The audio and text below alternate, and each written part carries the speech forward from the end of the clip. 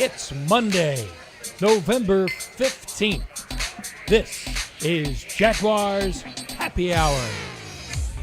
Jaguars Happy Hour is brought to you by Jet Home Loans. And now, a guy who's willing to take down Berkman Plaza with his bare hands, J.P. Shadrick. At this point, that might be all it takes to get that thing down. Welcome in. It's Jaguars Happy Hour. My name's J.P. Shadrick. We have a busy couple hours in store on this Monday afternoon, as we usually do. Coming up, we'll hear from Pete Prisco, CBS Sports senior writer. Pride of the Jaguars left tackle Tony Boselli. They'll join us here in just a few moments. We'll recap Week 10. The Colts over the Jaguars 23-17. And the Jags had the ball in their hands down 6 with 2 timeouts and a 2-minute warning with about 2:15 to play. And could not get it done. Offensive issues remain. The defense slowed down the Colts after an early surge. The special teams had some issues. We'll get to social media questions, a ton of those today. We'll go around the NFL. Here's some radio calls from around the league. Let's touch on yesterday's game. The Colts over the Jaguars 23-17. We mentioned the Jaguars offense struggling again. They had 6 3-and-outs in 8 first-half possessions.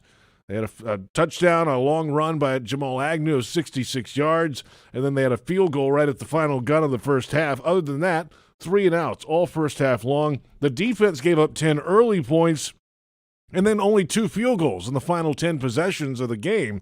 They stood up and played well against the Colts. The special teams had issues. A blocked punt, a missed extra point, a missed field goal. After the game, head coach Urban Meyer proud of the team's second half fight.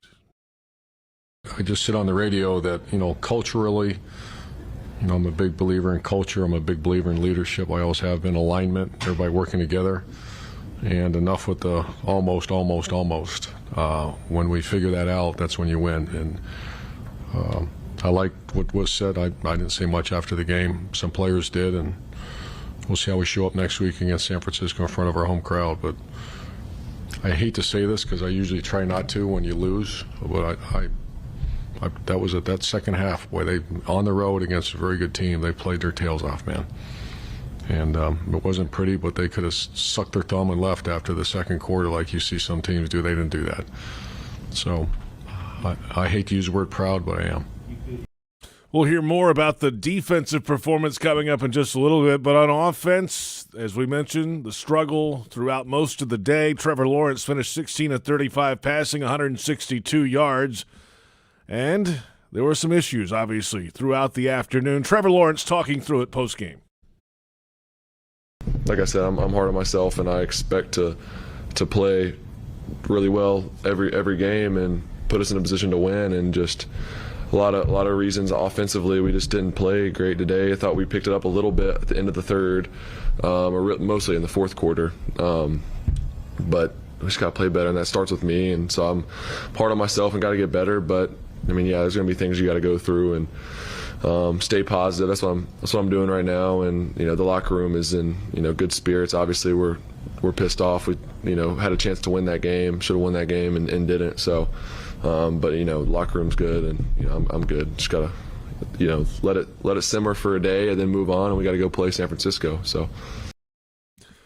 Pete Prisco and Tony Boselli join us now on Jaguars Happy Hour as the Jaguars try to get back on track next week. San Francisco coming in. We're rehashing this game against the Colts. And good afternoon, gentlemen. Pete, what's up, man?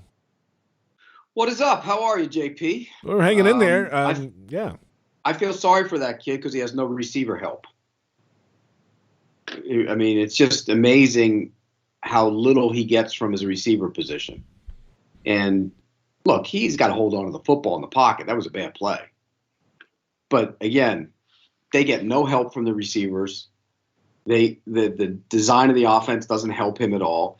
I'm going to go back to a play, and Tony will probably agree with me on this. But the Arnold play to get him down to the what was it, the 2 before they scored, right before they scored the touchdown.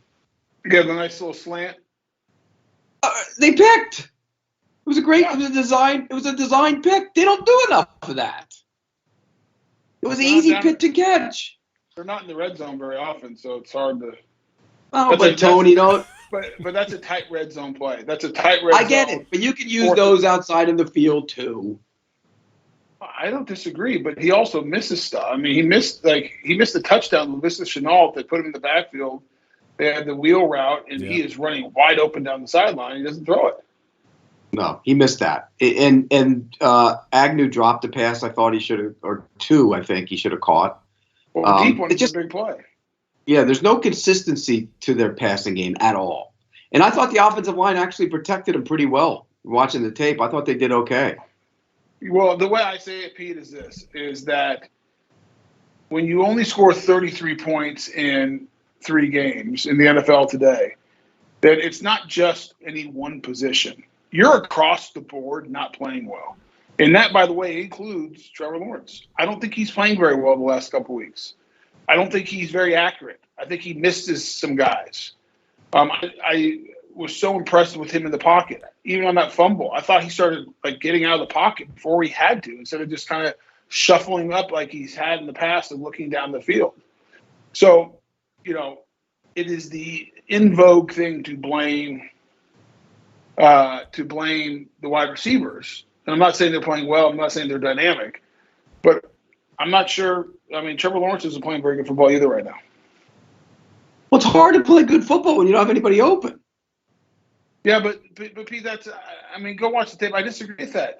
When they play man, it's always tight windows when it's man. You have to throw people open. You have to lead them. And by the way, he had a deep out that was open. He missed. The one was that to Marvin Jones? Is that one? Yes, he just flat missed it. He skipped it. Yeah, he skipped it. He's got to hit that. He also threw a back shoulder throw to Marvin Jones. That was a great throw. I mean, there are moments where you look at it, you go, yeah, but there are so many. I just think there's so much at play here. Scheme, development, receivers don't run. They're slow. And I think he starts pressing a little bit when it gets into that. Because, again, it's easy. And I've actually heard people, and you guys live there, were there people actually talking about benching him and going to the backup quarterback? I saw that on Twitter. How stupid is that? Yeah, I don't buy that. I refuse to enter into dumb conversations. Yeah. And that's a dumb conversation if you think that, in any universe, benching Trevor Lawrence at this point is a smart move. He hasn't played poorly enough to even warrant a bench if he was a veteran quarterback, let alone a rookie quarterback. Give me a break. I mean, look. He's not playing up to the standards that I thought he would play to, but there are a lot of circumstances at play here. Anybody who's ready to bench him or sit him down or blame him is being misguided. A couple instances where it felt like he was double clutching a little bit. I don't know what that was about. If you went back and watched it, Tony, Pete, I mean, I think he's hesitant. Yeah, I don't think he's trusting what he's seeing. If you're asking me. I don't think he's trusted his receivers. That's part of trusting what you're seeing, Pete. Well, what is he seeing? He's seeing guys blanketed. And when they're not blanketed, I think he's so surprised that sometimes he misfires. Well, I think you're giving him too much of a pass, in my opinion. Okay, go through the plays that he made bad throws on Sunday. You can go through all of them. And he missed Chenault. But it's not just he missed it. It was a terrible short yardage. If he just puts it on him, it's a first down. He had a deep out to Marvin Jones. He had another back shoulder to Marvin Jones. He missed both those. He was rushed, and you can argue there's pressure to Dan Arley through it early. I guess so that's those. And then how many drops were there? 3 or 4? Yeah. Oh, that's at least. But Pete, you and I are saying. I'm saying the same thing. I don't think it's all him. No, I don't think it's all him either. I think it's a combination of bad receivers, bad scheme. His confidence looks like he's getting a little. I would agree with you on that. He's not the same confident guy he was 3 weeks ago. I think his confidence is starting to get a little wane a little bit, and he's getting jumpy. Tony, you're right. If you go back and watch the tape, the last play where he lost the ball, he looks like he might have Agnew up the field if he would throw it. Just take a deep breath, slow everything down. It looked like, and a couple times, even on those spot routes, hit your 5th step, let it go, pick up, go. And I just think he's not as decisive. That's good. As he's been. I'm not like, and people are like, "Are you worried?" I'm like, "No, I'm not worried. Worried about him? No, like the least of my worries." But I also cannot worry about a guy and say a guy's not playing well, and I don't think he's playing very well right now. No, and again, he's not playing well, but there are so many circumstances at play that, and first and foremost, the design of the offense stinks. I mean, I just put that out there. I hate it. Well, we know that, Pete. Hate's a strong word. I'll say it again. I hate it. Wow. It's a strong word, Pete. That's why you brought it out. Well, I mean, when you watch the tape, you come away from the tape looking at the offensive line. I thought, for the most part, they were pretty solid on Sunday. Wouldn't you agree? I said the same thing. And this morning, and Jeff Prosser was yelling at me saying how bad the offensive line is. I'm like, are you watching the same thing like I'm watching? When you watch the tape, I thought they did a pretty good job on Sunday. Now, there were some – Norwell probably had the most struggles in pass protection. He's playing DeForest Buckner. Is pretty dang good. Right. Well, he's supposed to be pretty dang good, too. He makes a lot of money. I understand that, but you sometimes are like, it's not going to go your way every play. Did you watch the tape of the offensive lineman? I'm sure you did already. And you watched the game. Not in its entirety yet. But if you did, you would say that Norwell of the guys had the roughest go of it. That sure. one, yeah. I don't and Tony's right. Ben Barch is getting better. I thought Shatley's a fighter, man. Shatley will fight you. He's not the most physical gifted guy. He's fine. And Juwan Taylor was actually Cam had his best game. He had maybe his best game. He's getting better and better. The right tackle. Quiddy's not the most dangerous pass rusher in the history of mankind either. And the right tackle was better than he's been. Yeah, I just don't. I don't think Trevor just didn't look comfortable and decisive. That's the best way I can put it. That's perfect. Not comfortable and decisive is actually a good description for it. Yeah. And then now it doesn't help matters when the running back is obviously not 100% out there trying to run around. James Robinson, they gave it a go early, said green light, let's play. And then it felt like he was better as the game went along, but early, just didn't look right with James. What do you think? Yeah, once he got going a little bit, he was fine. He popped a couple of runs. I didn't think he was that much different than what he's been. Yeah, there was one. The reality is, I don't think he was 100%. I think you're better when he is 100%. The reality is you have to get something outside. Like you have to get, and I'm not blaming everything on the receivers, but how about a catch and take it to the house? How about a catch in a 20-yard run? Like, how about something a little bit, extra? And so because the game becomes easier, and that's just something we're not seeing right now, and it's going to be hard. But when was the last time somebody caught a slant 155? Can't remember. Right. Laviska Shenault did it earlier in the year, right? He caught one to the left side, broke a tackle, and then ran like 60 yards, didn't he? Earlier in the season. I guess here's the other thing. If you're Trevor Lawrence and you drop back, where are you going where you're like, okay, this guy's going to be open 80% of the time? Like, where's that comfort? The only comfort guy is Arnold. Dan Arnold's the guy right now. That's right. That's it. That's the comfort. He's the leading target. He's a leading receiver. He's a leading yardage receiver since he's arrived here. You would think that because of the speed, Agnew would be that guy, but he's dropped balls, and you could just tell that he's struggling in his own mind a little bit, it looks like. Wouldn't you agree? Yeah, I think he struggles with the deep ball. I think he's fine with the crossers and the short stuff. I think he struggles with the deep ball. Yeah, and that's something you got to learn as a receiver. Sure. You got to track the ball. I'm not even being critical of him. I just think that's a part of the development. He was a DB 2 years ago. Right. What did Laviska have as usual? 3 for 15 yesterday? Isn't that what it was? 3 for 15 on 8 targets. Yeah, I mean, does he get anything? I mean, okay, he had the wheel route out of the backfield, but I was like, does he have anything down the field for him, or medium or skinny posts or crosses or anything in the middle of the field? But that's another thing. On a lot of their plays, everything is outside. It's like, get something in the middle of the field sometimes. Well, the other thing that it's just so interesting this year, if you look at it, during training camp, everything was about, Visca is going to be a big part of this offense, how we give him the ball, we're going to use him in different ways, he's a weapon. We just have not seen that developed at all. He had I thought, watching the tape, that I thought that when he ran the ball, the one play out of the backfield, it looked like he was going to pop that for about 20 yards, but the receiver, and I think it was Treadwell, one of those, or Marvin Jones, didn't block the end of the line defensive back, and he came down the line and kind of tripped them up a little bit. Do you remember that play? It looked like he was popping through it. I thought the first run he had, the outside zone, if he plants it and cuts back to the inside, there's a huge hole. That's it was. Like on the booth, Yeah. Yeah, and and that's because you're not a running back. Right. Has you really been able to see that before? We've got plenty ahead on offense. We'll come back, though, and touch on the defensive performance. After an early surge by the Colts in the first quarter, the Jaguars defense played big yesterday. And, of course, in the second hour, we'll have your social media questions. We'll go around the National Football League.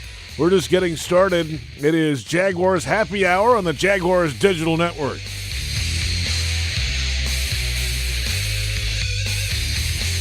Jaguars Happy Hour is brought to you by Dreamfinders Homes, homes that fit your lifestyle.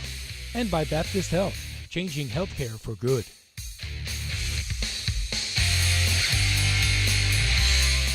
Your family isn't like anyone else's. Your home shouldn't be either. At Dreamfinders Homes, you can build the home of your dreams in one of their 30-plus communities in Northeast Florida. Choose from luxury single-family homes or maintenance-free townhomes from the 200s. Dreamfinders specializes in homes built to fit your lifestyle. To find out more, call 904-738-0165 or visit dreamfindershomes.com.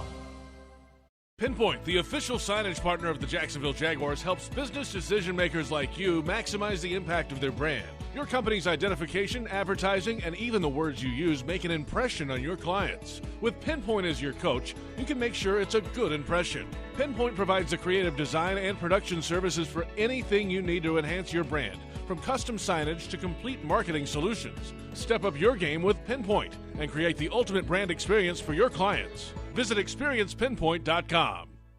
When it comes to water, choose our team, the winning team. Choose CGC Water Treatment. CGC Water Treatment works, and it works for DG too, former Jags QB, David Garrard. If you're not filtering your water, you are the filter. Don't be the filter. Discover the Kinetico difference. Call CGC Water Treatment at 844-CGC-JAGS or visit cgcwater.com. CGC Water Treatment are proud partners of the Jacksonville Jaguars and your local independent Kinetico dealers.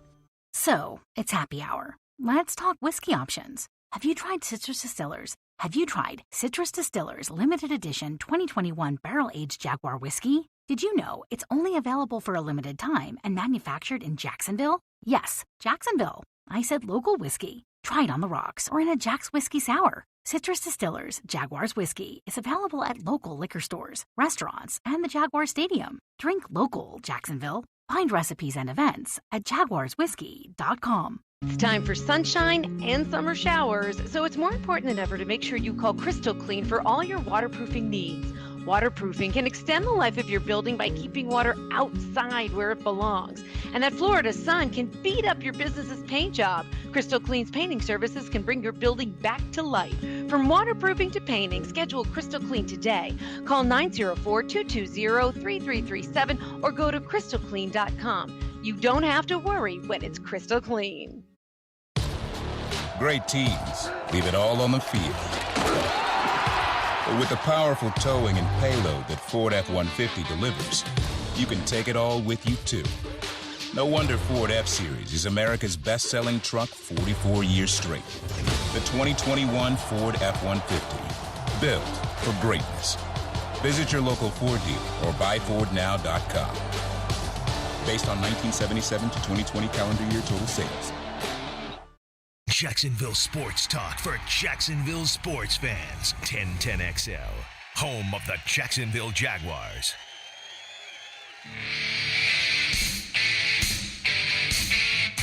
I feel like we did well on defense. Don't get me wrong.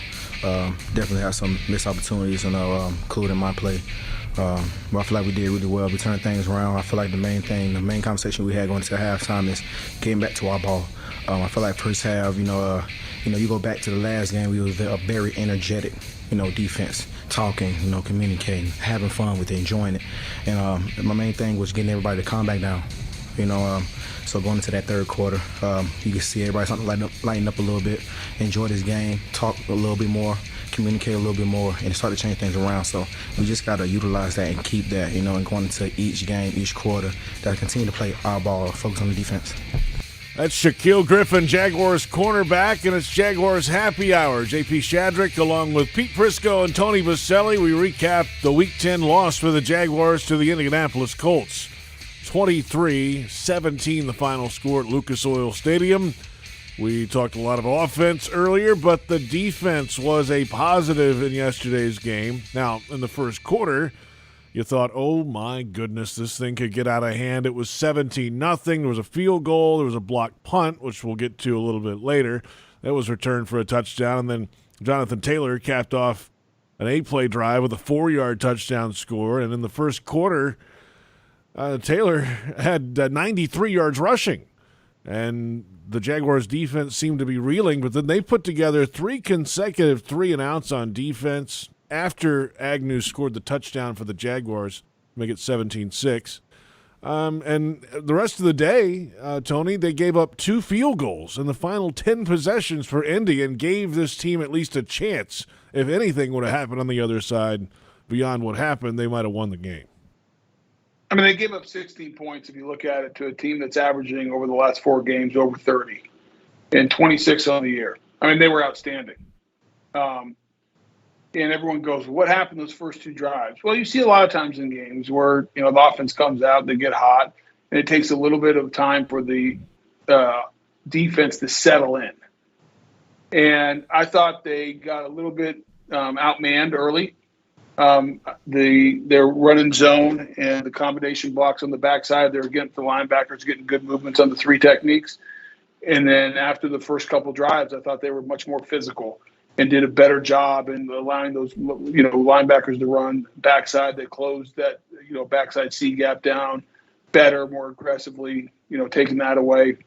So there wasn't a cutback there. So I just thought the defense, I'm not sure, what else you can ask for. I mean, I guess not giving up that 1 touchdown drive, but, it was they gave up 16 points, and the Jags, have allowed a punt block, so that's 23, and make it 24, and I guess with the 2-point conversion, give it 24 with the extra point, and they just can't, the Jaguars offense hasn't scored 24 points this year. Nope. They have a high water mark of 23. If the opening drive, they pushed them around a little bit, I thought. First 2 drive beats. It was Hamilton on the field to start. I don't think he was on the field to start early in that game, and then they put him in there, and I think they realized he should be on the field for the run defense. I don't know. I thought Malcolm Brown was on there the first couple drives, and then he played great in the second half too. Yeah, Malcolm Brown played well. Taven Bryant made some plays. Yes, he did. Yeah, I don't think it was anything about changing personnel or anything. I just think sometimes early in a game, offense gets in a rhythm. They get it going. You're playing on your heels a little bit. You just got to get, your sorts, get your sorts about you, and you go about playing. And I think they did that. They did a good job. What's interesting about the defense is, I thought Tyson Campbell's getting better. He's getting better. That's a good sign. The way they use Rudy Ford helps them. Yep. And I think, like you mentioned it, Tony, all year we've been waiting for those down guys as a group to start playing. In the last 2 weeks, they've played much better. And I think that's one of the biggest difference. Josh Allen looks so much quicker and more explosive than he was early in the season, doesn't he? Yeah, he's playing good football all around. And Chason made a tackle yesterday in the pass on 3rd down. Remember in the flat? Yeah, it's great. But they still need that other guy. Like well, who? The last 2 weeks they played really good defense, Pete. I mean, Yeah, I think defensively- Joe Cohen's done some really good things too to get guys freed. Yeah, I think they've given up 22 points defensively last 2 games. Yeah, I mean, but again, I think he's scheming up some things to get guys free to the quarterback, and I think he's done a really good job. And you're seeing more and more of that around the league. And I think they play hard defensively. They do play hard. They have to be encouraged about that group. You know, there's still you still need the pass rusher, another one. But I think going forward, that has to give you some hope on that side of the ball. Yeah, remember coming definitely in. Progress. Yeah, and you know the Jags have been pretty good against the run this year. In fact, they were top 5 in yards per carry allowed. But Taylor came in and was among the best in the league in that department. And after that first quarter, they just shut it down altogether. What did he have on that one run? Was what, 40? 34 or something like that? on the first play. Yeah, I mean that. So you know, what was a big play that game that no one will talk about? Second quarter, 3rd or 4th possession, the Colts have it. They run toss crack. He goes like for 40, and it gets called back on a questionable holding call. Yeah. And if you look at the tape, it's like, how do you call holding? That's one of those plays that if they don't call holding there, and the Colts get that plus 40, do they just keep on rolling? Right. And that put them behind the chains. They go 3 and out, Yep. and everything from that point, the Colts never really had another good run for the rest of the game. It's just interesting, you know, sometimes how those plays, like, what if they don't throw the flag there? It was a questionable one anyways. Probably didn't have anything to do with the success of the run, but they do throw it, so it sets them back. It gets you 3 and out, and all of a sudden, like, something changes. Now, I think those are such interesting moments in a ball game, and that one worked out for the Jags. Yeah, that. By the way, while we're talking about defense, and I know we've talked about offense and defense already, but we've glossed over something here before the show even started. Oh gosh, what? Didn't our fellow over here lock the game last week? I think he did. I mean, we can run back the tape if you want. I don't, you know. I mean, did you think we were going to forget about that, Boselli? Come on. In 2 hours? Of course not. We're not forgetting. I was right. They were 10-point dogs. They lost by 3. No, you didn't lock that. You locked the win. What are you talking about? It's about points, baby. I locked it. No. JP? What did he lock? No, yeah, he locked a straight-up win, and that didn't happen. I said it would be close, and you said they would win. So I won, you lost. If you find tape that said where I said win. I don't know. You didn't say win. You locked it that they would. Yes, you did. I said they have a victory. I said take the Jags, lock it, and victory. Yeah, there was a victory. If you took the Jags and points. Oh my God! He locked. He's giving betting advice. Don't lock. People are already on. I saw somebody on Twitter saying, "Please don't allow him to lock anything anymore." He's a loser. Right. Yeah. Right. Well, we'll come back in a moment. A little more offensive talk. We got to get on special teams too. They had some issues in the game yesterday. I don't know what that was, but I think that was him reacting to special teams, which is about right in some instances yesterday. Of course, check out the official Jaguars podcast network. It's free on Apple, iTunes, Spotify, or wherever you get your pods, and give us that 5-star rating as always.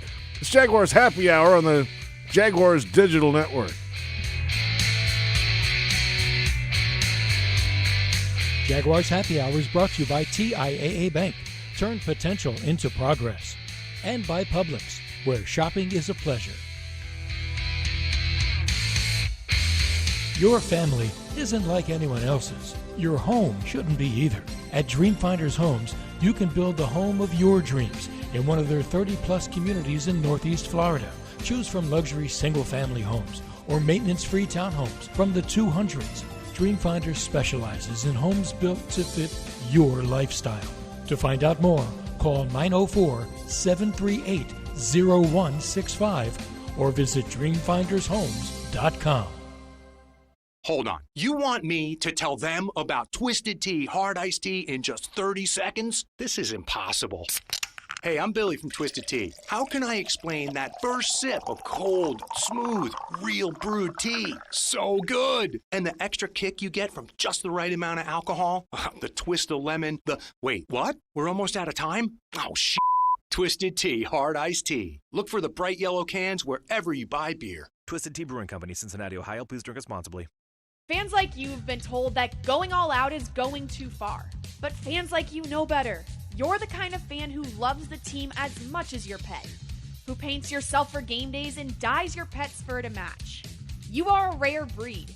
You are a pet fanatic, equal parts pet obsessed and diehard sports fan.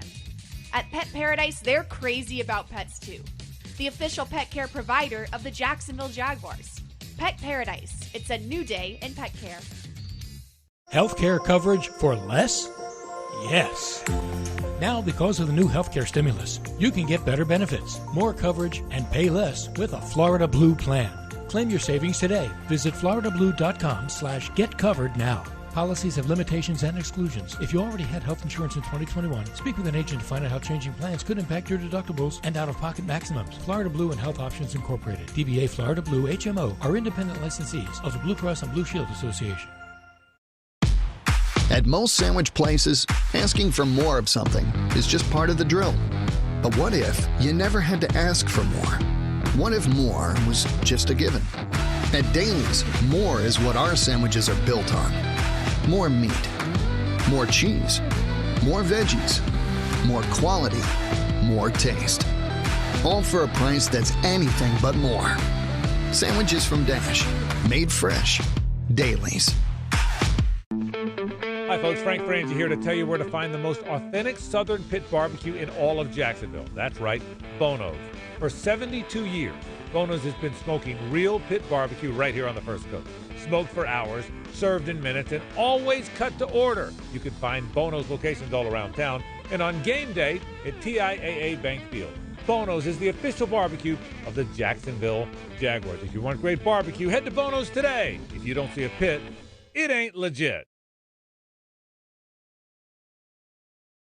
The station that the Jaguars listen to, 1010XL. Home of the Jacksonville Jaguars.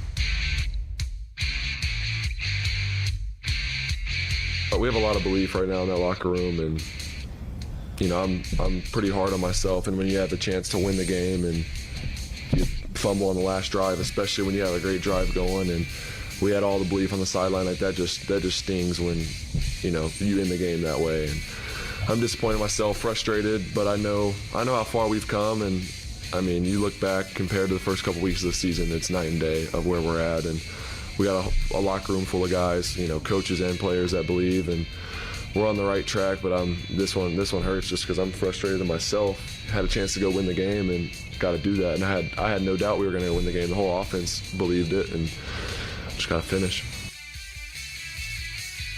That's Trevor Lawrence, Jaguars quarterback, of course, after the loss in Indianapolis yesterday. And welcome back. It's Jaguars Happy Hour. JP Shadrick with CBS Sports senior writer Pete Prisco and Pride of the Jaguars left tackle Tony Boselli. Got to finish, Pete. Got to finish. They had it set up. They had the ball. They had just over 2 minutes. They had the 2-minute warning, 2 timeouts, and gave it up.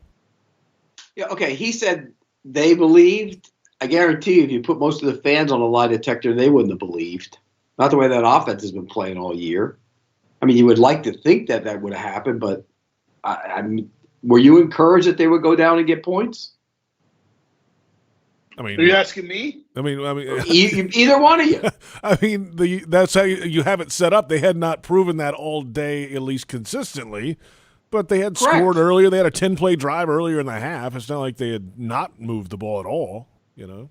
No, I get it.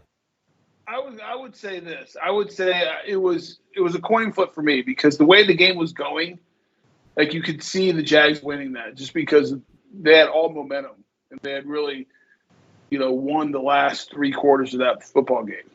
So at the same time, the Jags scoring points and putting a long drive together, it was like low percentage based on the last 3 weeks of football we've seen. So I get what you're saying, Pete, but I got to admit, it did have that feel, Mike. Here they come. They're going to find a way to win this thing. The Colts are going to mess it up. It just felt like one of those games. Yeah, I felt it a little bit, but in the back of your head, there's not going to be any chunk plays. So that's the problem. Right. Well, they were There's no chipping chunk away on plays. that drive, right? I mean, they had short plays to kind of get where they got on the last drive. Yeah, but Pete's point, JP, it's hard to score consistently without chunk plays. I'm with you. When you don't get chunk plays, things go wrong, and that's what if something went wrong. You fumble. Things go wrong when you don't get chunk plays. How many plays on Sunday did they have of over 20 yards? Passes over 20, runs over 12. Stand by. Well, you had the Agnew touchdown one. You had a couple. 66. Yeah, 66, so that's one. I've got them right here. Agnew, a left-in 66-yard touchdown run. A 24-yarder, Lawrence deep right to Dan Arnold, 24 yards. That was in the second quarter. A 23-yarder, Lawrence to Marvin Jones in the fourth quarter. Back shoulder. That's the back shoulder. Play. 23-yarder, that was a penalty, defensive holding. It was a left-in run by James Robinson of 18 yards in the fourth quarter. That's it. So 320 plus?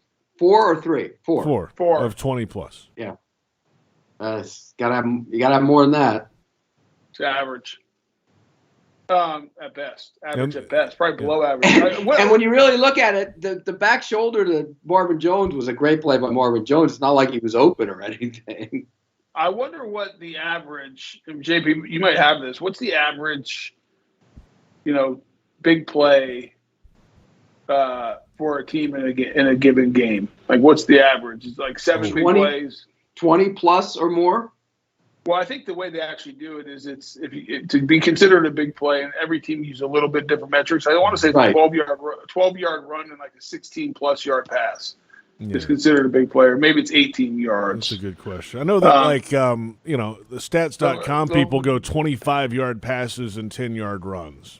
And so whatever it is, just pick one. Yeah, I'll say this. The Jaguars have 12 plays of 25 yards or more in the air this year, and that is tied for 27th in the NFL.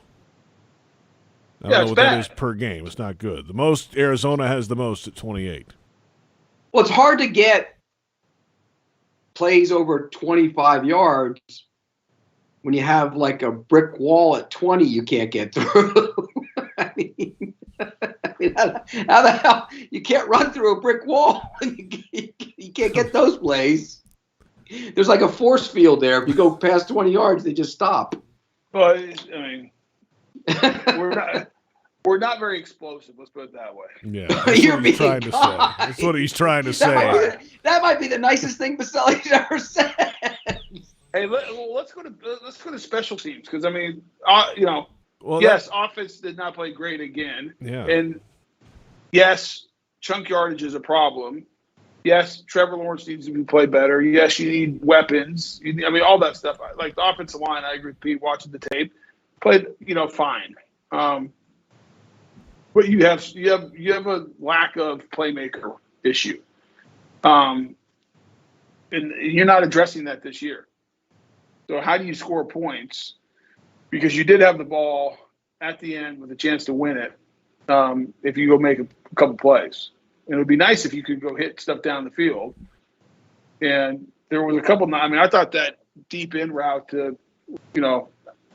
It was like 3rd and 13, 3rd and 12 to Treadwell was a nice play. I mean, you just need more big plays, like more chunk yardage to work down the field. It just seems like it's such torture – the check down just to find a way, to hopefully get down there and score some points. So what happened laborious. What's that, Pete? It's laborious. Laborious. Digging deep on the thesaurus tonight. I like that. So what happened on the blocked punt? Urban said today it was a missed assignment. What'd you see on tape today, Tony? Bad count, bad missed assignment. I think it was Chappelle. He's 49, right? Yep. Yeah, I mean, they got 3 to that side. It's 3 for 3. It's not hard. His guy loops to the inside. The guy on the guard inside of him switches off to go take the guy inside, and Chappelle just keeps on working to the outside. I'm like, it's a man protection. You just got the guy that's looped inside. Switch it off. That should never happen. It was a bad play. MA. I mean, he took it off his leg. Yeah, I mean, yeah. I mean, you don't see that a lot in the NFL. He took it off his leg. Because he was like unimpeded. He just unimpeded, just went. It's amazing. And then, admit it, you guys were cutting the kicker at one point. No. I mean, he missed an extra point. Okay. So he missed a 51-yarder. It's long. I don't know about that. So the missed extra point. Well, here's let me give you my overall summary of the kicker. One, he should not be kicking off. He can't get it to the end zone. Get Logan Cook out there who booms it in the end zone, because they got some good returns, and you're playing with fire. Sooner or later, someone's taken to the house call, because not only does he kick it short, they're not very high sometimes. So that's my first thing. The kid completely surprised me by making the 55-yarder. I mean, the first game of the year, he couldn't get it from 51. Yeah. And he just banged a 55-yarder, and that was good by 4 or 5 yards. Mm-hmm. Missed extra point, unexcusable. Like, Pete, if I were to let's say he made that extra point, okay? Let's just say he made it. And if I had told you he would have gone 1 for 2 over 50 yesterday, you'd be like, okay, that's pretty good. That's fine. 50. Right. That's fine. Yeah. Right. But he missed the extra point. I get that. But, like, let's call it what it is. It's not missing the field goal. But then last week he missed 3 of them in one play. I mean, yeah, one. So there's concern there. I know, but there's No. concerns there. Right. There are concerns there. And the kickoff, you're accurate. The guy's been The nailed from kickoffs- 50 plus all year. Like, come on. You missed the extra point, JP. I Make know your damn that. kicks. I say it every. I sit in front of these. I got 9 games on at once. I'm sitting there. All these kickers. It's your job. Just make your damn kick. It's your job. You kick all day in practice. That's all you do. Make your damn kicks. And, I send that out, and people get mad at me. And Josh Scobie, to his credit, said, you know what, Pete? You're right. Make the damn kicks. He's missed 2 out of 9, okay? He's missed 2 out of 9 extra points he's kicked. Just saying. That's not good. I know it's not good. I'm just telling you the stats. I'm just, whatever.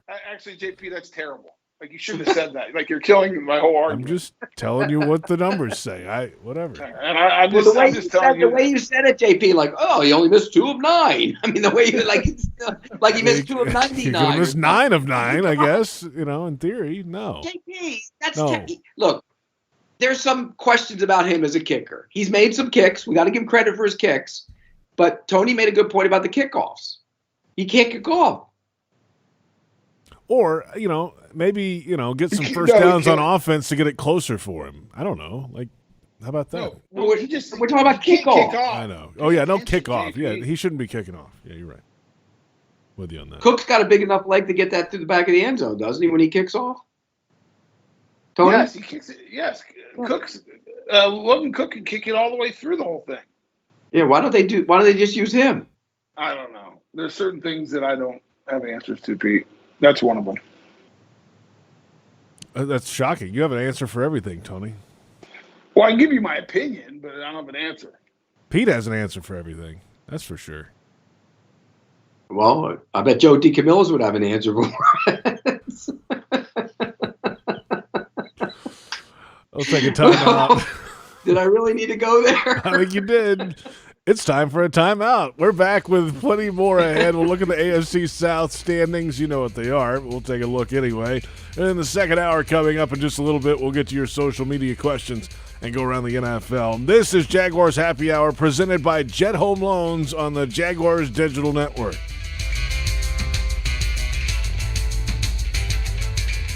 Your family isn't like anyone else's. Your home shouldn't be either. At Dreamfinders Homes, you can build the home of your dreams in one of their 30-plus communities in Northeast Florida. Choose from luxury single-family homes or maintenance-free townhomes from the 200s. Dreamfinders specializes in homes built to fit your lifestyle.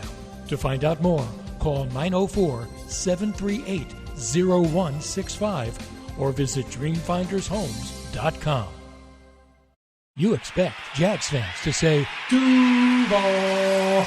You expect the beer stadium's going to be cold, the dogs will be hot, but what you don't expect is an airport hotel with a renovated inviting lobby, a cool bar, and crowded restaurant, or 10,000 square feet of space just waiting for your next family or business event. At the Crowne Plaza Jacksonville Airport, you should always expect to be surprised. Book online or call 1-877-2-CROWN. That's 1-877-227-6963. So, it's happy hour. Let's talk whiskey options. Have you tried Citrus Distillers? Have you tried Citrus Distillers Limited Edition 2021 Barrel-Aged Jaguar Whiskey? Did you know it's only available for a limited time and manufactured in Jacksonville? Yes, Jacksonville. I said local whiskey. Try it on the rocks or in a Jack's Whiskey Sour. Citrus Distillers Jaguars Whiskey is available at local liquor stores, restaurants, and the Jaguar Stadium. Drink local, Jacksonville. Find recipes and events at jaguarswhiskey.com. Scrubbing soon to a location near you. You know and love the Scrubble Stars at the Town Center, Fleming Island, and Atlantic Beach. Now get ready for 4 new locations scrubbing soon this year, featuring Kernan, San Jose, Racetrack Road, and Oakleaf. Give your car the glitz and glam it deserves at the best car wash in town with free car prep, vacuums, window cleaner, and more.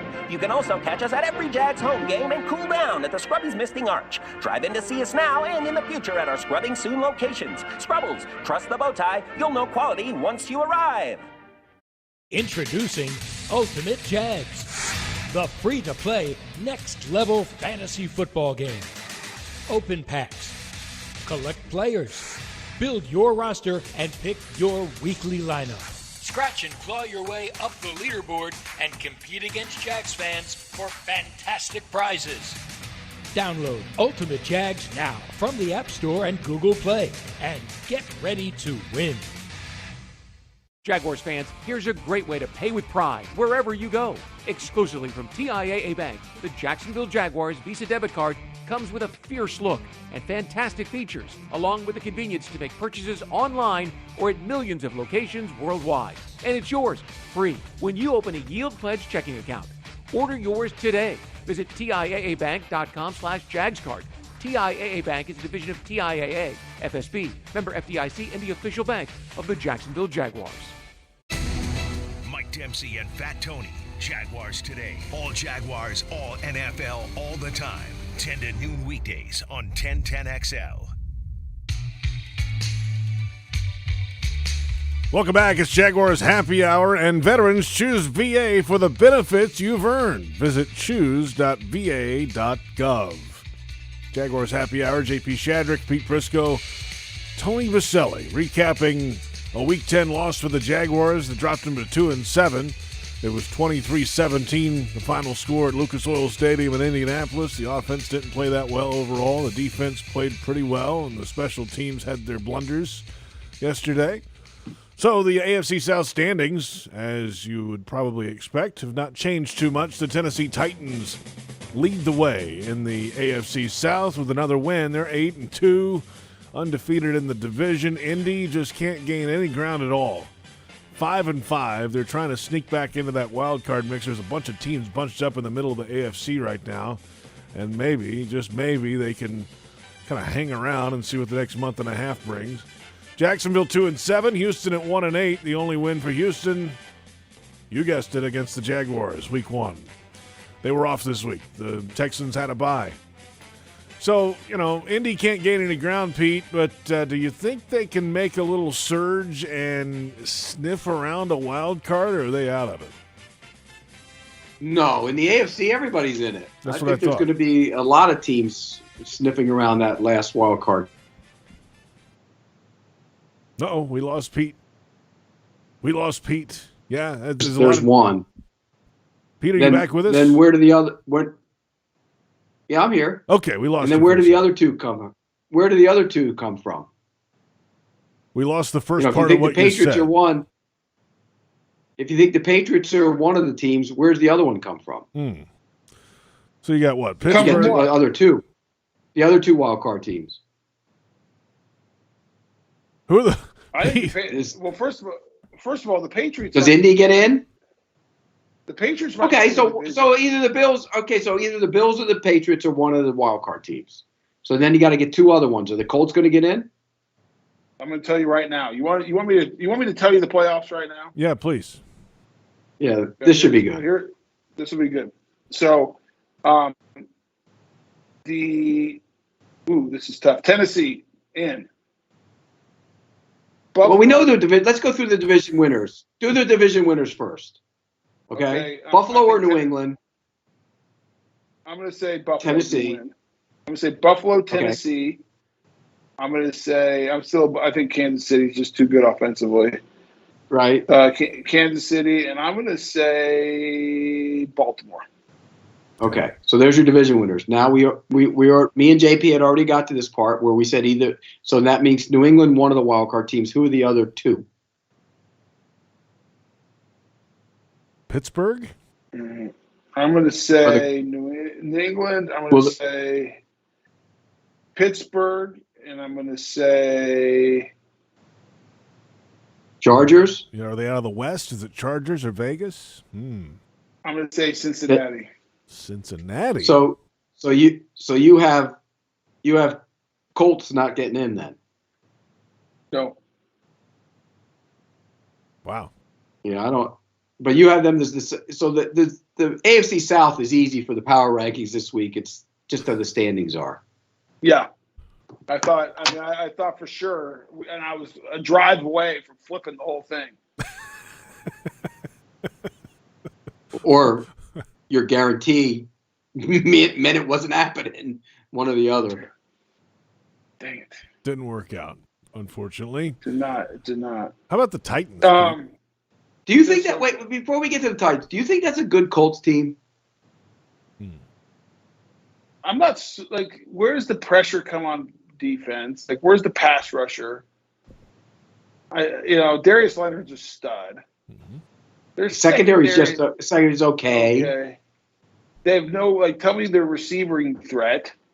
None. Who's scary as a receiver? No. Pittman. None. If you had a good speed guy, Pittman would be a great, correct. He's a number 2 guy to a speed guy. But there's no, T.Y. They don't scare. They don't scare down the field. No, they don't scare down the field at all. And the quarterback's just okay. The offensive line used to be good, but right now, the way it's constructed, it isn't. Well, I think it's okay, but Quentin Nelson's beat up. He's not moving very well. Oh my God, he had a bad. He just doesn't look as physical, and in pass protection on Sunday, he was awful. I mean, not awful, but awful for him. Let's put it that way. Yeah, he wasn't dominant. Let's put that. Yeah, that's what I was. He ducked his head a bunch, Tony. Is that when you get hurt? Is that something that happens? Well, if you don't have confidence, in your ability to anchor, that can't happen. I mean, you can start ducking a little bit and I mean, in a million years, I never thought I'd utter this sentence. Taven Bryan made Quentin Nelson look like a B player on one play on Sunday. Yeah, but you can't take one play. Well, but I mean, there wasn't just one play. There were other plays where guys made him look bad. But Taven Bryan did. Taven Bryan, I'm going to give him credit. He made some good plays on Sunday. That's 2 games in a row. I don't know. Right. I mean, if when you watch Quentin Nelson, you'll know what I'm talking about. He just doesn't look the same dominant guy that he used to be. Who else was making plays on Quentin Nelson? Who else was going after him? Pete. Roy Robertson Harris got him once. Yeah. I think Malcolm Brown. I think Gostin's even got him once. Gostin's even got him once on one of those plays. So that it wasn't good. It wasn't good. And they weren't sacks, but they led the one. I think Malcolm Brown got a hand on him. Remember, he tried that stupid pass where he tried to push it. Wentz, why does he do that? Yeah, exactly. Don't know idea. So, not good. Yeah, there you have it. So the defense had a good day. Offense leaving some things to be desired. Obviously, we talked about that week to week, and then special teams did not have their best day. They've had good days earlier in the season. Yesterday was not one of them. So the Jaguars. JP, can I say something real quick? Yes, Pete. The defense is better as a unit than they are when you break them down individually. And I think that's a tribute to them as playing hard. It's also a tribute to the coaches on that side of the ball. Because when you pick them apart one by one, they're playing better than what they are as players. And they're playing above their talent, I think, individually. And that's a good sign. And you need that. You really do. So I give the coaches on that side of the ball and the players on that side of the ball credit because they're much better as a group than they are individually, I think. Where have they gotten better the most, you think, over the last few weeks? Where have they improved the most? Well, I think the run defense has been good all year, but those guys up front are playing better, I think, even than they were. And I think they've done a lot of things to get them free up front in the pass rush, too, in recent weeks. They're getting more pressure on the quarterback, that's for sure. There's no doubt about that. The overall pressure is better. And I think they've simplified stuff in the back half, so you're not seeing guys run wide open. Like you're not seeing guys get beat mentally.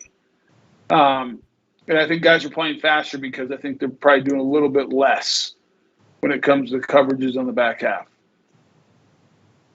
And putting Rudy Ford in there and the way they use him has helped them a lot too. I mean, he's not a straight line guy. He's a fast guy, but he's not. If you get wiggle on him, I think you're gonna have problems. But they've covered that up with the way they use him, and I think it's been smart the way they've used him. So all good steps for the Jags defense, and we've reached the end of hour number 1. It has flown by here on Jaguars Happy Hour on this Monday. Still to come, I'll look back one more time at week number 10, the loss to the Colts. We'll keep it real with Robert Mondavi. That's coming up. We'll get to your social media questions, and we'll go around the National Football League in Week 10 and get some highlights from around the league. Jaguars fall in Week 10 to the Indianapolis Colts. We are through 1 hour and 1 hour to go. It's Jaguars Happy Hour on the Jaguars Digital Network.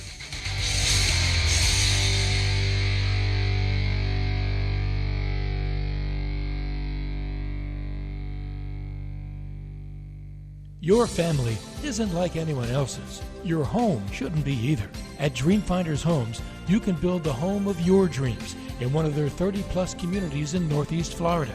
Choose from luxury single-family homes or maintenance-free townhomes from the 200s. Dreamfinders specializes in homes built to fit your lifestyle. To find out more, call 904-738-0165 or visit dreamfindershomes.com.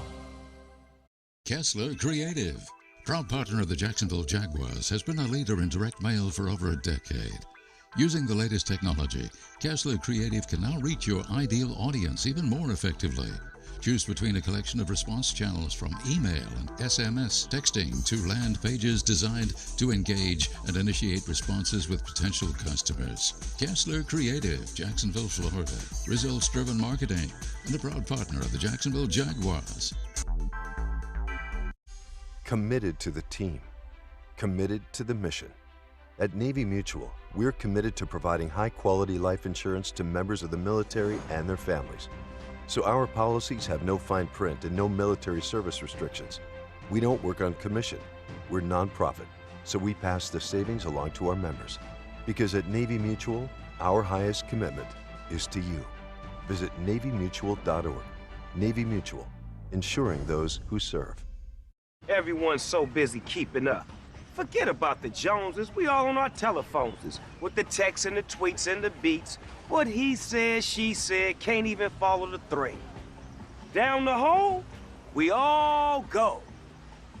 Me, I like keeping up too, with my Corona and my attitude. That's La Vida Más Fina. Relax responsibly. Corona Extra Beer, imported by Crown Imports, Chicago, Illinois.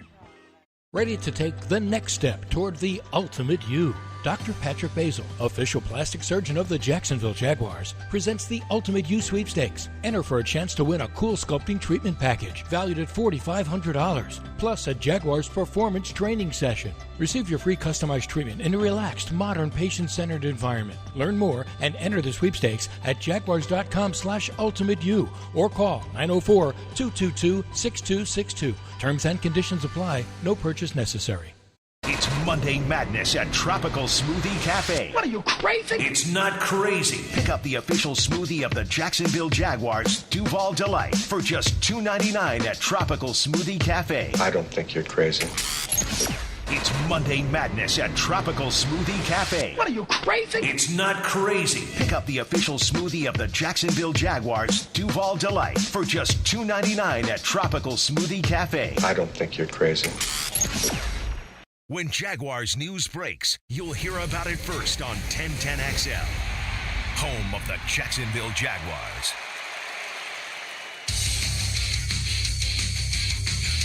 That was awful. The first half, accumulation of errors, but they responded. They came back. The defense, the one thing about that locker room, man, they fight for each other. They care about each other, but I saw what you saw. Out of sync is probably not strong enough word or description of an offense. But then second half, you came down with the ball in your hand and a chance to go win it. So I'd rather focus on getting things fixed, but also focus on the relationship in the locker room we're dealing with right now. That's head coach Urban Meyer after the loss yesterday at Indy, and welcome back. It's the second hour of Jaguars Happy Hour. Recapping the Jaguars loss to the Indianapolis Colts 23-17 after an early flurry by the Colts offense. The Jags defense stood tall. That was the highlight yesterday. They only allowed 2 field goals in the final 10 possessions for Indianapolis. Jonathan Taylor had 93 yards in the first quarter rushing, but only 23 yards after that point. The Jags defense played pretty well. They has now allowed the defense only 1 touchdown over the last 2 games span, of course, a 9-6 win last week. The Jags offense, though, another story, another rough day. 6 of the first 7 drives were 3-and-outs, including 3 straight in the second quarter that each started right around their own 40-yard line. Good field position just wasted in certain points. And then special teams issues. A missed assignment on the left side of the line led to a blocked punt early and a 10-0 advantage. Later kicker Matthew Wright missed an extra point and a 51-yard field goal. And the Jags are now 2-7. They've got back-to-back home games coming up, guys. The 49ers and the Falcons, and then 2 difficult road trips to Los Angeles to face the Rams and Nashville to meet the Titans. That's the state of affairs today, Pete. Yeah, and look, they're getting better. They're a better football team than they were even a month ago, and that's a good sign. They're still not a good football team by any stretch of the imagination, but they play hard on defense especially, and I think that carries over week by week, and that's why there has to be some encouragement in terms of where they are and what they're doing. I mean, the offense is limited. It's going to be limited. There's nothing changing that this year. Nothing. There will be nothing changing. Pete, so you're basically at the halfway point now. I mean, because we're just past it, because 17 games is hard to.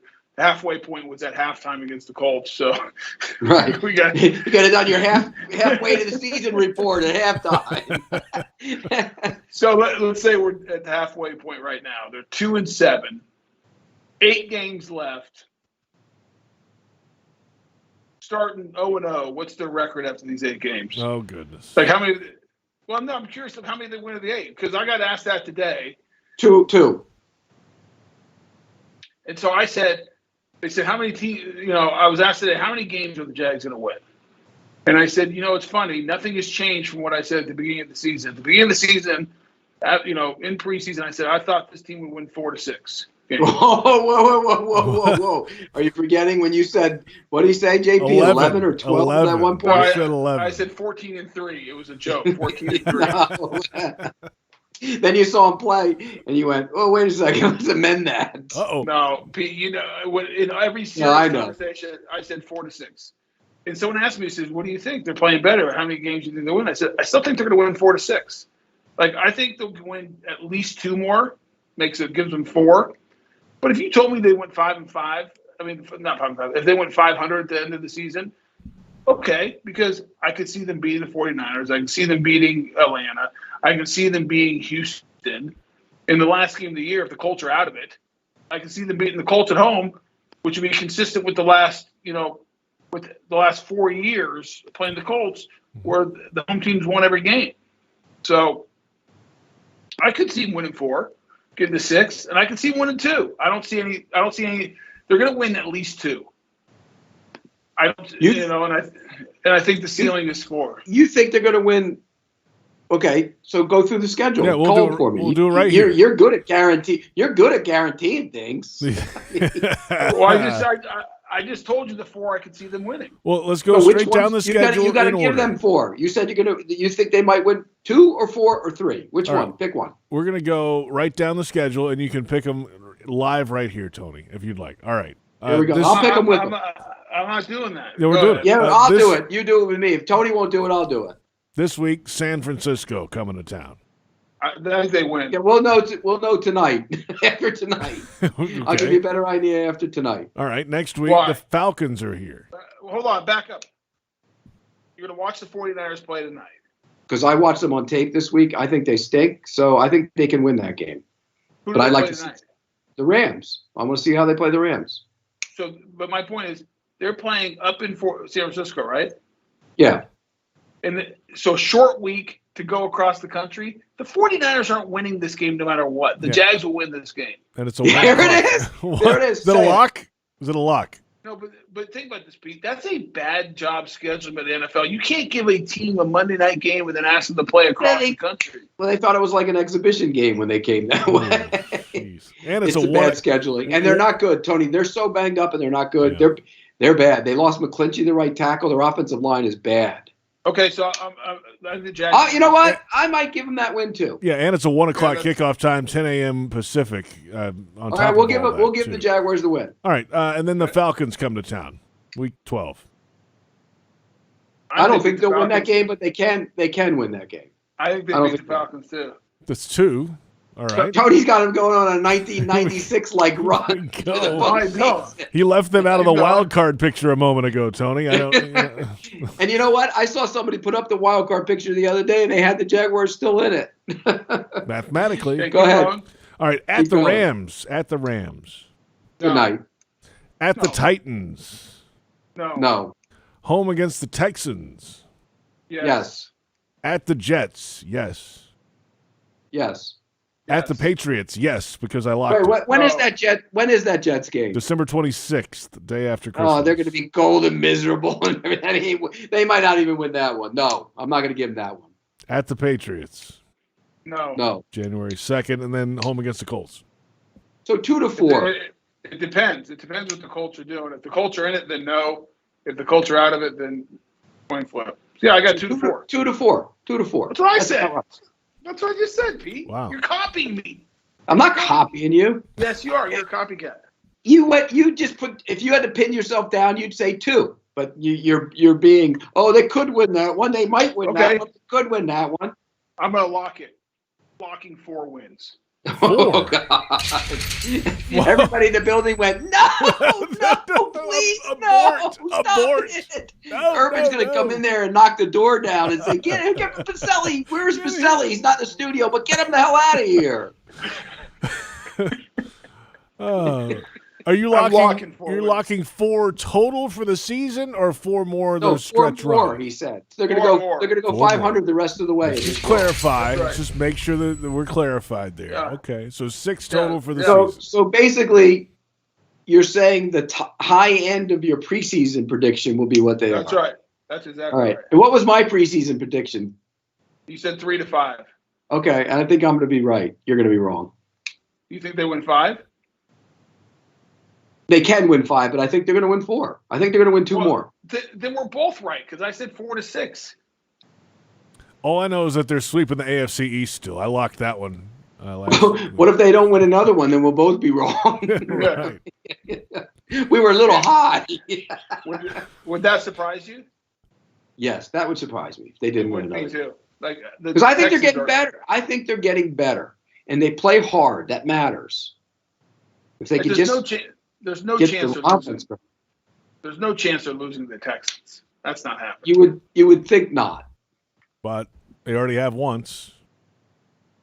Yeah, but That was the first game of the year for the coach and the quarterback on the road. I mean, that's tough. It counts. I just think that they're getting better on defense, and whatever they are on offense, they're limited. Period. End of story.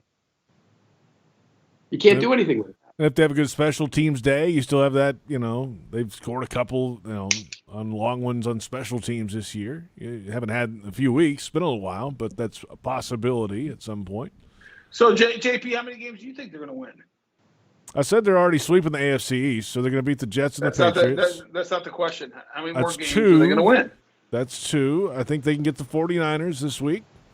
I think they can get the Falcons. 4. I'm going to give them 4. And the Texans, they're not going to beat 4 to 5. They're not going to beat the Texans. I'll give them the Texans, not the Falcons. So 4.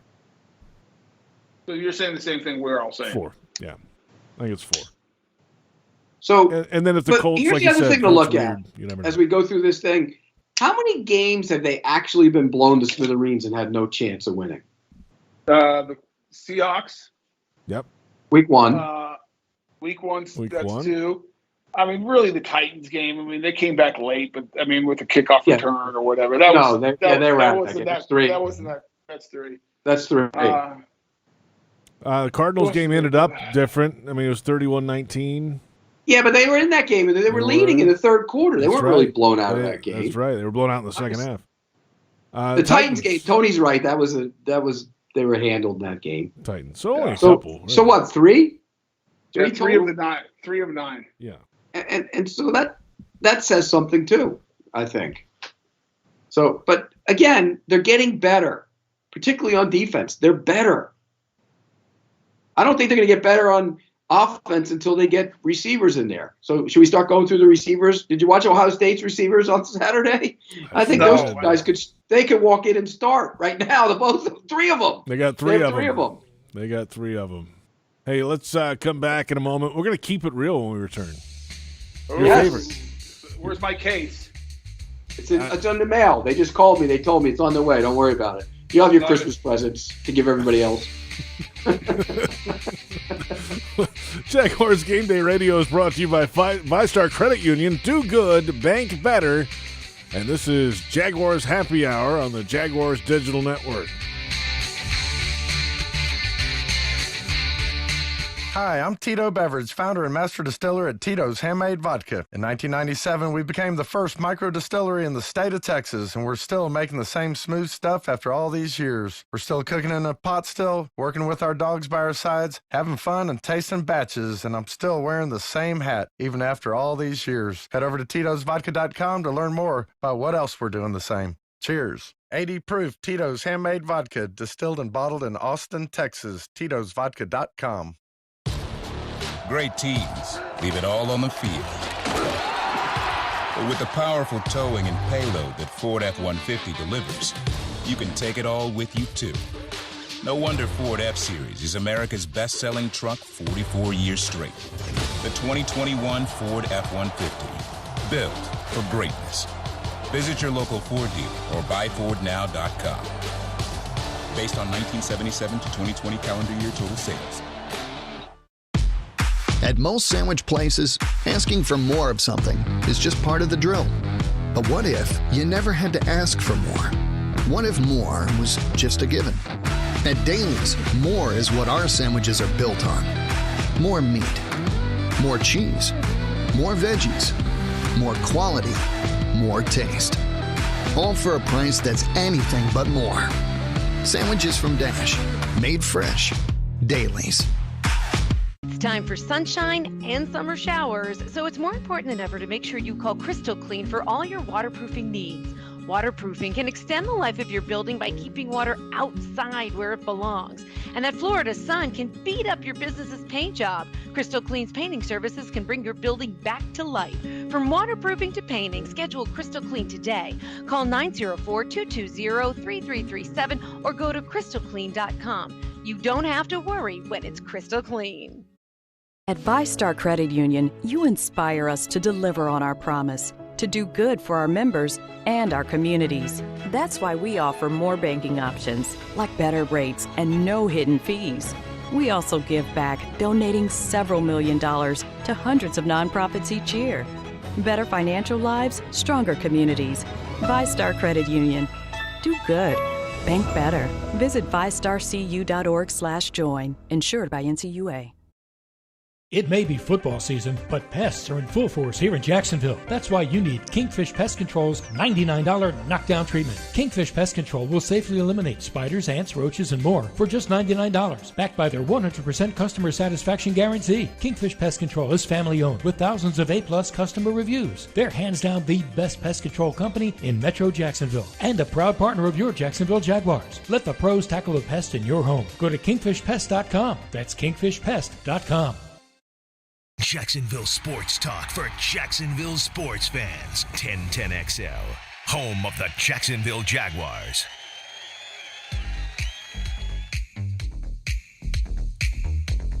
Welcome back. It's Jaguars Happy Hour on a Monday afternoon after a Week 10 loss for the Jaguars to the Indianapolis Colts. And it's time now for Keeping It Real, presented by Woodbridge by Robert Mondavi. Open up a winner today. Real Ingredients, award-winning wine by Robert Mondavi. Well, we touched on this a little earlier, but we're going to go back to it here. Offensive line play. Taking a lot of heat on social media. Tony, how is it? I don't like I'll say this. If you were giving me a list of offensive issues, the offensive line would be at the bottom. Meaning, right now, it's playing more consistent than any other group. Like, if you're saying, okay, who's playing at the higher level and consistently at the higher level, is it quarterback, running back, offensive line, or wide receivers? And I'll lump in tight ends or put tight ends as a separate group too. And I'm just saying right now it's the offensive line. It's the most consistent, best group.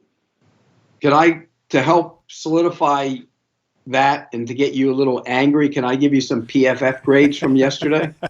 Love it. All right. Number one ranked offensive player was Cam Robinson. Oh, yeah, I would agree with doesn't that. surprise me. Yeah. All right. Number three offensive player, Ben Barch. Ben's who called it? Who nailed You did. it weeks ago? You did. Weeks ago. You did. Ben Barch. It was only Yep. about 3 weeks ago. Don't get a little ahead of yourself. Well, by the way, weeks ago. It might have even been last week when you guaranteed the victory. But, it was weeks all right. ago. Then Andrew Norwell, sixth best, and I think that grade's a little too high. I didn't think he was very good in pass protection. Jawan Taylor, the eighth best, and Tyler Shatley, 11th best. So you had, of the top 8 players, you had 4 offensive linemen in it on Sunday. So that solidified. I mean, not that their grades are accurate all the time, but that lends you. No, but I'm just saying, if you watch the tape. Yeah, I'm not saying it's perfect. Very few offensive lines are. But they're playing. Are they playing good enough to win football games? Yes. Okay, and this is a question. So does this mean the end of Linder and Can in Jacksonville? I think Can probably. Linder. It'll be a pricing question. Because I think this is his last year in his deal, if I'm not mistaken. So I think he might be a free agent after this year. I think he's got next year, doesn't he?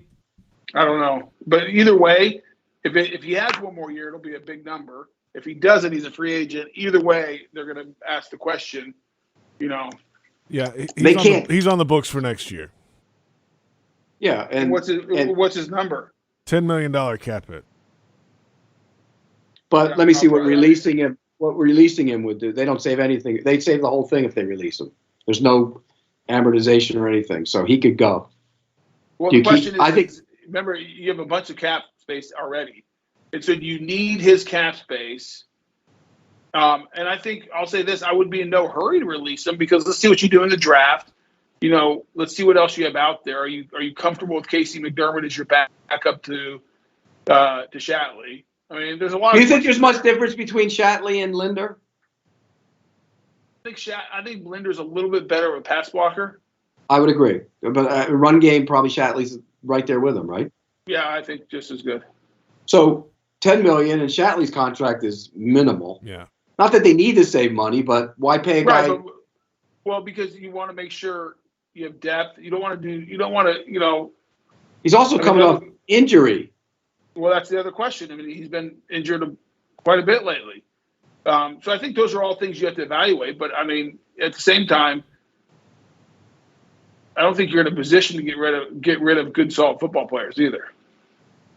He'll only be 30. Yeah, that's my point. I mean, are you really ready to get rid of him? Now, do I think you need to pay him $10 million a year? Do I think anyone else is going to pay him $10 million a year? Tony Boselli, Jaguars general manager. What would you do? I'm going to keep him on the roster until I get through the offseason, see what else is out there, and see what. Okay, you get through the offseason, and you have a choice to bring him back with Chatley. Do you bring him back? Do I need his money to go sign anyone else? Well, you might. Well, I need to know that. I mean, I got to evaluate. But you're not going to bring him back at $10 million no matter what, is what you're saying. Well, I probably basically I would go to him and say, let's say I can't get a young player or anyone out in free agency or the draft. I'd go back to him and say, hey, I want to extend you. I want to do a 3-year deal. Instead of paying you 10 next year, let's do 3 years, $20 million. And I'll guarantee you 12 of it or something. You do something like that. So you lessen the cap number. You spread it out. You get him till he's in his mid-30s. Don't forget, you got to pay the left tackle. Mm-hmm. Yeah, you're going to pay him a bunch of money, and you should pay him right now. He's playing. He deserves it. I agree. I would pay him. I didn't think I would be saying that, but I would pay him. Yeah, I think you have to. But I would pay him. I would also say, hey, I want to do a 3-year deal. Pay him 3 years, $60 million, guaranteed. He ain't going to do that. He ain't going to do that. Well, how much is he going to get on the open market? It's a bad. The NFL offensive lines don't. You see him every week. Yeah. Well, okay. That's a good point. I mean, you got to look at the one thing I would do is I'd franchise him. So now you take away some of his leverage. And so I can play this franchise game because last year's franchise game was only $13 million. So now you franchise again. Let's say it's $17 million. Okay, I'll just keep on doing this until. Right. And look, Orlando Brown will be on the market. He's a better left tackle than Orlando Brown is. I thought Orlando Brown.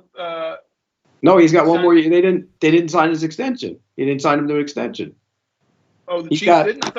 No, you sure about that, Peter? I thought in the trade. Yeah, I looked the other day. No. I thought they extended him. No. Look at his contract. They gave him a first rounder for him. I know that. His contract expires at the end of this year. Oh, I mean, Cam's a way better player than he is. Way better. Way better. I mean, yeah, I'm taking Cam all day long over him. I think Brown's a right tackle. I don't think he is. I know he is. Okay, let's talk through left tackles right now in the NFL. Where does Cam Robinson rank? Oof. So, he's not as good as Trent Williams, but Trent Williams is 180 too. Hold on. I'm not. Why are we going all the way to Trent Williams? Let's go. Let's just start here. Let's start in the South. Okay. AFC South. I will argue right now Cam Robinson is the best left tackle in the AFC South. Okay, so he's better than Lewan. Yes. Yep. He's better than Tunsil. Eric Fisher. Right now, Fisher. Yeah. Yes. He's more physical than Tunsil. He's a better run blocker than Tunsil. Okay, and Tunsil's hurt all the time. Okay, let's go to the AFC West. He's better than Garrett Bowles. He's better than Orlando Brown. I don't think he's better. You wouldn't take him over than Slater.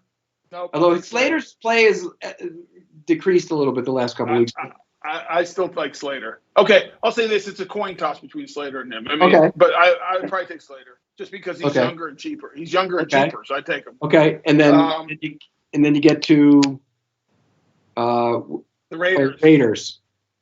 Yeah, Colton Miller. Cam. Okay. Okay. Steelers have a rookie left tackle. No. Bengals have Jonah Williams. No. Browns. Would you take Wills over him? That's close. Wills is he's good. Okay. You take Wills. And he's cheaper, but it's close. Okay. And then the Ravens, you would take him over Villanueva. He stinks. Yes. Okay. Okay. So there's one. So you have one definite and a project in Slater who's you take. Yeah, there's 50-50. There's two. Okay. I'm not taking Miami's. I'm not taking Buffalo's. I'm not taking. You would consider Cordy Glenn's as good as I'm not Cordy Glenn. What's Deion Dawkins. Deion Dawkins is as good as this year. The way they're playing, I'm taking Cam. So they're the same. They're the same. They're about the same. Come on.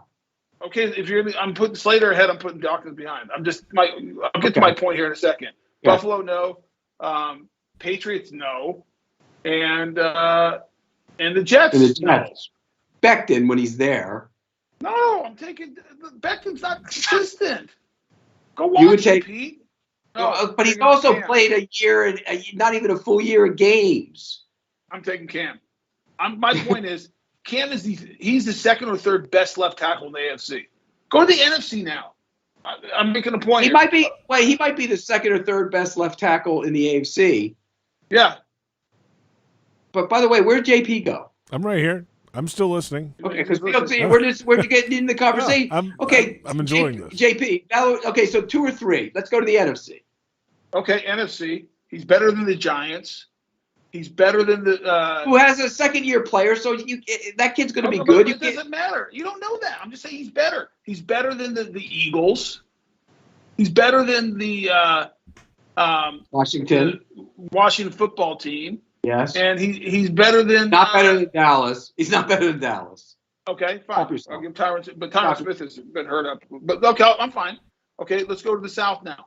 He's better than Jake Matthews. Yes. He's better than. He's not better than Armstead. Okay, there's 2. I would say he's Donovan Smith. He's as better than Donovan Smith. Same. So same. The ballpark. Okay, same. And who's the other one? Who are we missing in that league? Carolina. That's terrible. It's Cam. No, terrible. So it's 2. Okay, he's better than not Trent Williams. He's not as good as Trent Williams. He's not better than Whitworth. Right now, yes, I'm taking him over Whitworth. Go watch Whitworth. Well, he's younger. Okay, go watch him, Pete. When they get stuck playing drop back football, what happens? He's not better than Whitworth. But go ahead, keep going. Okay, he's better than Seattle's guy right now, who's playing terrible, Dwayne Brown. He's better than the Niners guy too. And he's better than Niners guy. Okay. No, Trent Williams is Niners guy. You're better than the Arizona guy. He's better than Arizona. And then we're going. What's the other division? One last. Green Bay. He's better than Green Bay's right now because Bakhtiari's out. He's not better than Elton Jenkins. Elton Jenkins is a good left tackle. He's a guard, but he's played good at left tackle. But Bakhtiari, whoever plays there is better than him. Whoever it is, and Bakhtiari's better. Okay, than him. I'll give you that's 4. That's 4. So that's 4 guys. He's better than the Bears. He's better than the. And the Vikings got a rookie. And he's better than the Vikings, and he's equal to Decker at the Lions. He's equal. They're the same. My point is. He's a top 10. He's a top 8, 10 tackle. That's all my point is. You pay that guy. Pay that man his money. He's top 10, top 8 at his position. You would have had him pay Luke Jokel's second contract. I would have never. That's not true. You're a liar. JP, why are you spinning the football? That was a good segment. Did we go? Get my feet off the table. I was resting while I was listening to this conversation. My point is, Cam Robinson, who I questioned whether they should franchise him this year. I was hesitant to do what they did, and because I wondered would he show up after he got paid. He's a better player after getting paid than he was before he got paid. He hasn't exactly got paid. He got a franchise tag, so now he's got to go play again. But he's got to go play again. He's playing for the next deal or for the you're wrong. He hasn't been paid yet. Would you pay? Would I pay? I tag him and try and negotiate a deal to my liking again, like you said. Me too. Same thing I would do. That's why. Just follow me, Pete. I'll take you where we need to go. No, you actually. You guys follow me. I'll take you where we need to go tonight. We'll need to come back and get to social media questions. That was Keeping It Real by Woodbridge by Robert Mondavi. Open up a winner today. Real Ingredients, award-winning wine by Robert Mondavi. 30 minutes left of this one tonight. It's Jaguars Happy Hour on the Jaguars Digital Network. Hi, I'm Tito Beverage, founder and master distiller at Tito's Handmade Vodka. In 1997, we became the first micro distillery in the state of Texas, and we're still making the same smooth stuff after all these years. We're still cooking in a pot still, working with our dogs by our sides, having fun and tasting batches, and I'm still wearing the same hat, even after all these years. Head over to Tito'sVodka.com to learn more about what else we're doing the same. Cheers. 80 proof Tito's Handmade Vodka, distilled and bottled in Austin, Texas. Tito'sVodka.com. Introducing Ultimate Jags. the free-to-play next-level fantasy football game. Open packs, collect players, build your roster, and pick your weekly lineup. Scratch and claw your way up the leaderboard and compete against Jags fans for fantastic prizes. Download Ultimate Jags now from the App Store and Google Play and get ready to win. The Land Rover Defender story began with the simple thought of creating an exceptionally capable off-road vehicle, becoming the go-anywhere, do-anything all-terrain machine. Today, there's a new Land Rover Defender, the toughest and most advanced Land Rover vehicle ever. From the beginning, Land Rover knew the new Defender was capable of great things. Motor Trend's 2021 SUV of the Year is just the latest example. Test drive the new Land Rover Defender today at Land Rover Jacksonville on Atlantic Boulevard, or go to LandRoverJacksonville.com. Land Rover, above and beyond. It's Monday Madness at Tropical Smoothie Cafe. What are you, crazy? It's not crazy. Pick up the official smoothie of the Jacksonville Jaguars, Duval Delight, for just $2.99 at Tropical Smoothie Cafe. I don't think you're crazy. It's Monday Madness at Tropical Smoothie Cafe. What are you, crazy? It's not crazy. Pick up the official smoothie of the Jacksonville Jaguars, Duval Delight, for just $2.99 at Tropical Smoothie Cafe. I don't think you're crazy. It's not kickoff without the small places that make Jaguars game day big. That's why Crown Royal is turning game day into giving day by supporting communities that serve us off the field. Nominate a local community hero to win the ultimate Jaguars game day experience at jaguars.com/Crown Royal promotion. Because Crown Royal believes if you live generously, life will treat you royally. Visit crownroyal.com. Please drink responsibly. Enjoy fall savings going on right now at Renewal by Andersen. Save 20% on replacement windows, patio doors, and installation. Plus, no money down, no payments, and no interest for 18 months. Designed to withstand the harshest weather environments. Find out more at rbafla.com. This offer expires November 30th and restrictions apply. Renewal by Andersen, the official window and door replacement company of the Jacksonville Jaguars. License number CGC 1527613. The station that the Jaguars listen to, 1010XL. Home of the Jacksonville Jaguars. Welcome back. It's Jaguars Happy Hour on a Monday afternoon. JP Shadrick, Pete Prisco, Tony Boselli. Glad you're along with us after the Jaguars fell to the Colts in Week 10, 23-17. It's time for social media questions. And Tony, I must say, you look really excited for this segment.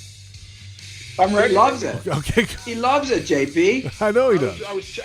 I was on Twitter actually looking at the questions, JP. That's what I was scanning. I was doing pre-segment work. You were researching. I like that. Let's get to it then. We put out the bat signal earlier. Here's the best we came up with. At Zach Bierman, what percentage of Trevor's struggles to this point are on him, and what percentage is on the wide receivers and offensive coordinator? I think it's 43.7643 on him, and I can't wait to hear the other number. I can't wait to hear the other percentage. Right, I can't wait. 53.23645 on Daryl Bevel. That doesn't add up. No, it doesn't. But what did you? So you put it on the receivers, or on him and the what do you put it on? So I'll give you right. Here's the answer. I put 10% on the offensive line. I put 15% on the quarterbacks. I mean on the tight ends. I put 25. I put 5% on the running back. I put 20% on the quarterback, and I put 25% on the receivers and 25% on the coach. I think it's 100%. People add it up. All right, I put more on the wide receivers. I'd put more on the coach. I'd probably go 30 and 30 for the. I'd probably go 35 and 25 because I think the receivers are the main problem. And then offensive line probably 10, like you said. Tight ends, I mean, yeah, I guess recently though it's hard to put it on Arnold. Right, he's playing fine. He's been good. So I'd probably go 5% on them. and then the staff for who they hired. Put the rest on the head coach. I mean, it's a bad offense. It's a bad offense. It's a bad offense. And I will say this. I think there will be major changes to the offense after the season. Major. How? Nobody's told me that. Huh? Like how? New offense, new coordinator, a whole new thing. He thinks there'll be changes at the coaching levels. What are you saying, JP? I've heard that, yes. And draft a wide receiver. And sign one in free agency.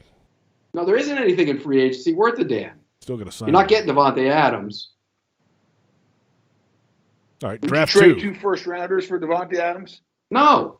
Would you? I would. Yeah. No.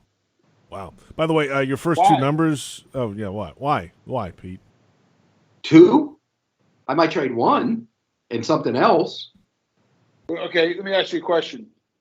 Would you trade your first and second rounder, both are going to be top 10 in the round, next year to the Packers for Devontae Adams? Is he also going to morph into a guy who can rush the passer too? No, I'm just asking you the question, Pete. First No, and I second would not. rounder, I would. Because you're going to have to pay him make him the highest paid receiver in the league too. Fine. You immediately. Yeah, you know what? He's what? young. He's not young. Well, how old is he? 26, 27? I think he's older than that. He's older than that. No. Yeah, he is. He's 28. Yeah. He's 28. He's 28. going to be 29. He'll be 29 in December. Okay, he has a good 5 years left in him. JP, would you do that?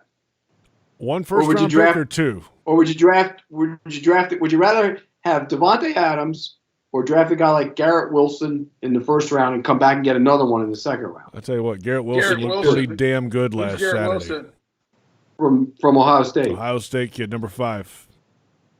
So would you take Garrett? Okay, who's going to be better for the next 3 years, Garrett Wilson or Devontae Adams?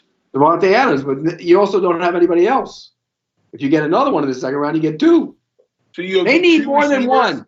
They need more than 1. They need 3. So the first 3 picks of the draft No. all receivers? No. 2 are from Ohio State, 1's from Alabama. They're all former Ohio State guys. Why not? Bring them all. Which Alabama kid would you take? Would you take 1? Jameson Williams. That's who I would Burner, take. deep ball I'll say guy. this. Went to Ohio Number 1. State. Yeah, absolutely. I'll say this. I probably wouldn't make the trade. I didn't know Devontae Adams was 29 next year. For some reason, I No, thought not he was next year. He's going to be 29 next month. Well, that's what I mean.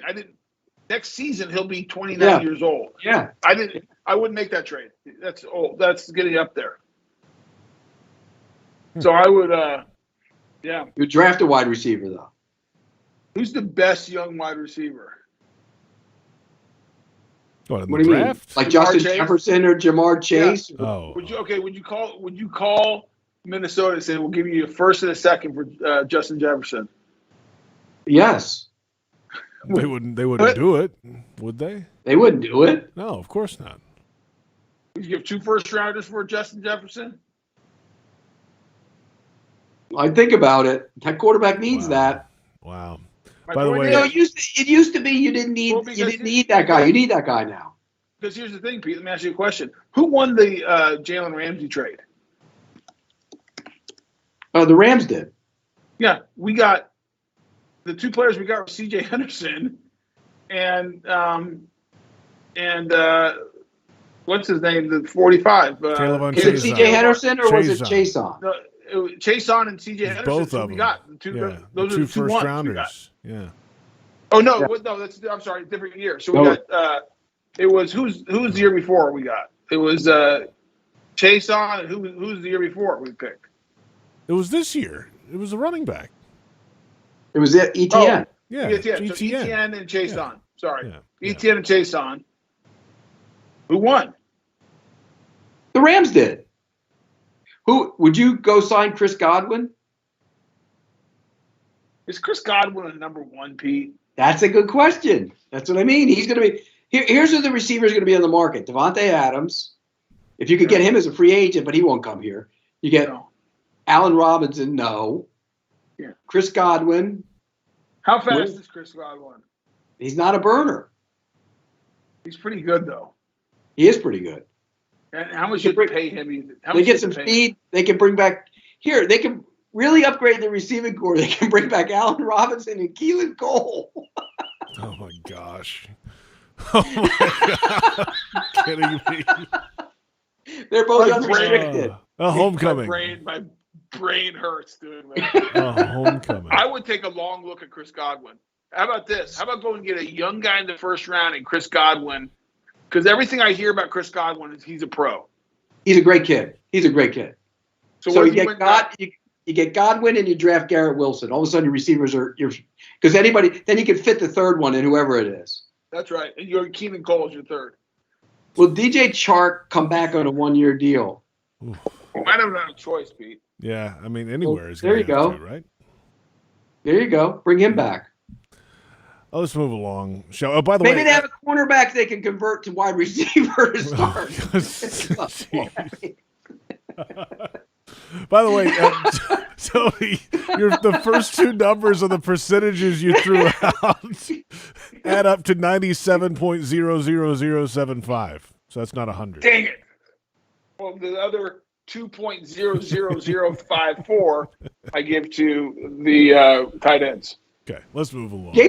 Are you just piling on the tight ends? Yeah, just piling it on. Why not? Just like Pete does all the time. Question number 2 on social media at John Rowall. What changes would you make on offense to help with Trevor's development the second half of the season? Pete, I feel like this one's just set up for you. I would get those receivers to do more bunch and picks and rubs and stuff. Get them free. They can't win in ISOs. They're not ISO route receivers. They can't win. We've seen that. Okay, it's halfway. At halftime, we were halfway through the season, and we still know they can't win. So do something to get them free. Get creative.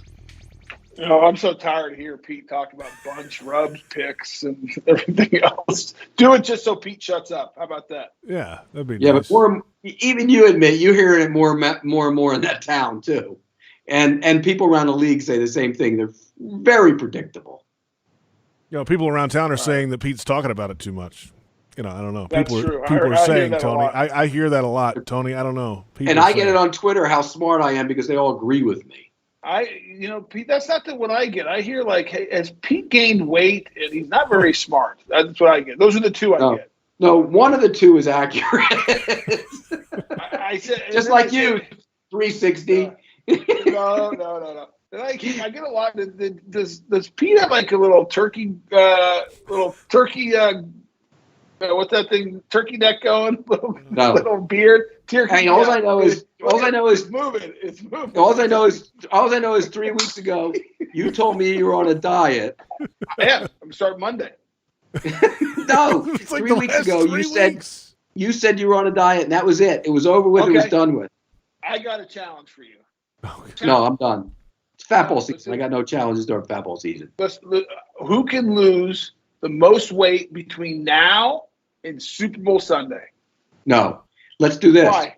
No, who will lose the most weight by now and your induction ceremony? Well, that could be.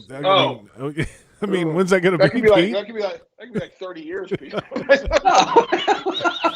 I didn't want to say it. I was letting Tony say it. I might not be around for that. He's digging a hole again for you, Pete. I don't know. No, that'll be next summer. Okay, so how are we gonna? We got to weigh in. I'm in. I'm not weighing in. I don't want to weigh in. We'll weigh in. You don't want to weigh in? Wait a minute. Hey, what's that? I'll weigh in. You're not gonna do it, Pete. If Boselli doesn't get in, I go on a hunger strike. Oh gosh, I don't want to talk about that right now. No, I do. It's just starting to get. We're starting to build momentum. We're building momentum. Let's get the next question. Look, he dodges. He always dodges this. He does. He deflects, parries that punch away. Let's get to one more question on social media. That's all we got time for. At Destin Ray, what is the number one glaring need for this team in the? Let's not do this question. We already answered all this stuff. What's the number one glaring need? Will Tony lock the game? We've already talked about the glaring need as receivers, and yes, he's locked the game. This is at Duval_24. After making some scheme. I didn't lock the game. I locked that they're going to win 4 games. Yeah, he didn't lock the game. I didn't lock. I thought you 49er did. game. I thought you locked the Niners game. No, I you locked counted it that to as one of the win 4 four. games. You counted that as one of the But four. I got 4 games no matter. No, you didn't lock it. But I think you should lock it. Yeah, I'm you should. not locking it. No. You said everything's in their favor. 3 time zones, 1 o'clock game, short Urban week, might punch Monday you. night. Yeah, he might. Okay, fine. You know what? Lock it. Oh, it's a lock. Right now. You know, if the 49ers go out tonight and destroy the Rams, he's going to be like, oh, no, what did I do? Where's the key? Let's unlock this. All right, our next question at Duval_24. After making scheme adjustments, this defense is much improved. What grade will you give them now? Who would you pound the table for them to re-sign for 22? I never missed this show, and I hope you keep it going for years to come. Thank you. You're welcome. I don't know. I got 10 more to go because Tony killed me at 10. Remember? A couple weeks ago, he said I wasn't going to make it to 10. Right. Okay, there's a lot of questions in there. Who would you bring? Number one, I think they simplified stuff in the back half. I think that's the biggest thing, and I think they got more aggressive. And Josh Allen's playing better. I mean, bottom line is he's playing good football. Who are you pounding it to? Yeah, Josh Allen. I would sign him early as you can. You got to bring him back. You can't let Josh Allen walk out of this building ever. Okay, but do you let you'll franchise tag Cam Robinson and re-sign Josh Allen? But you still have this is only Josh Allen's 3rd year, so you have him for 2 more years. Right. You don't. So you let him play next year in his rookie deal, and then you go lock him up. And you go lock him up during the season. Yeah. So you can't sign him now. Like who's on defense that becomes free agent this year?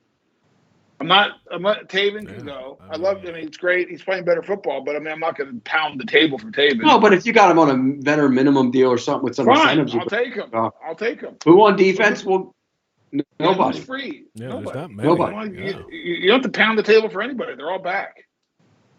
Welcome back. There you have it. Our social questions are in. We'll come back in a moment. We'll look around the league in week number 10. Here's some radio calls and wrap it up. This is Jaguars Happy Hour on the Jaguars Digital Network.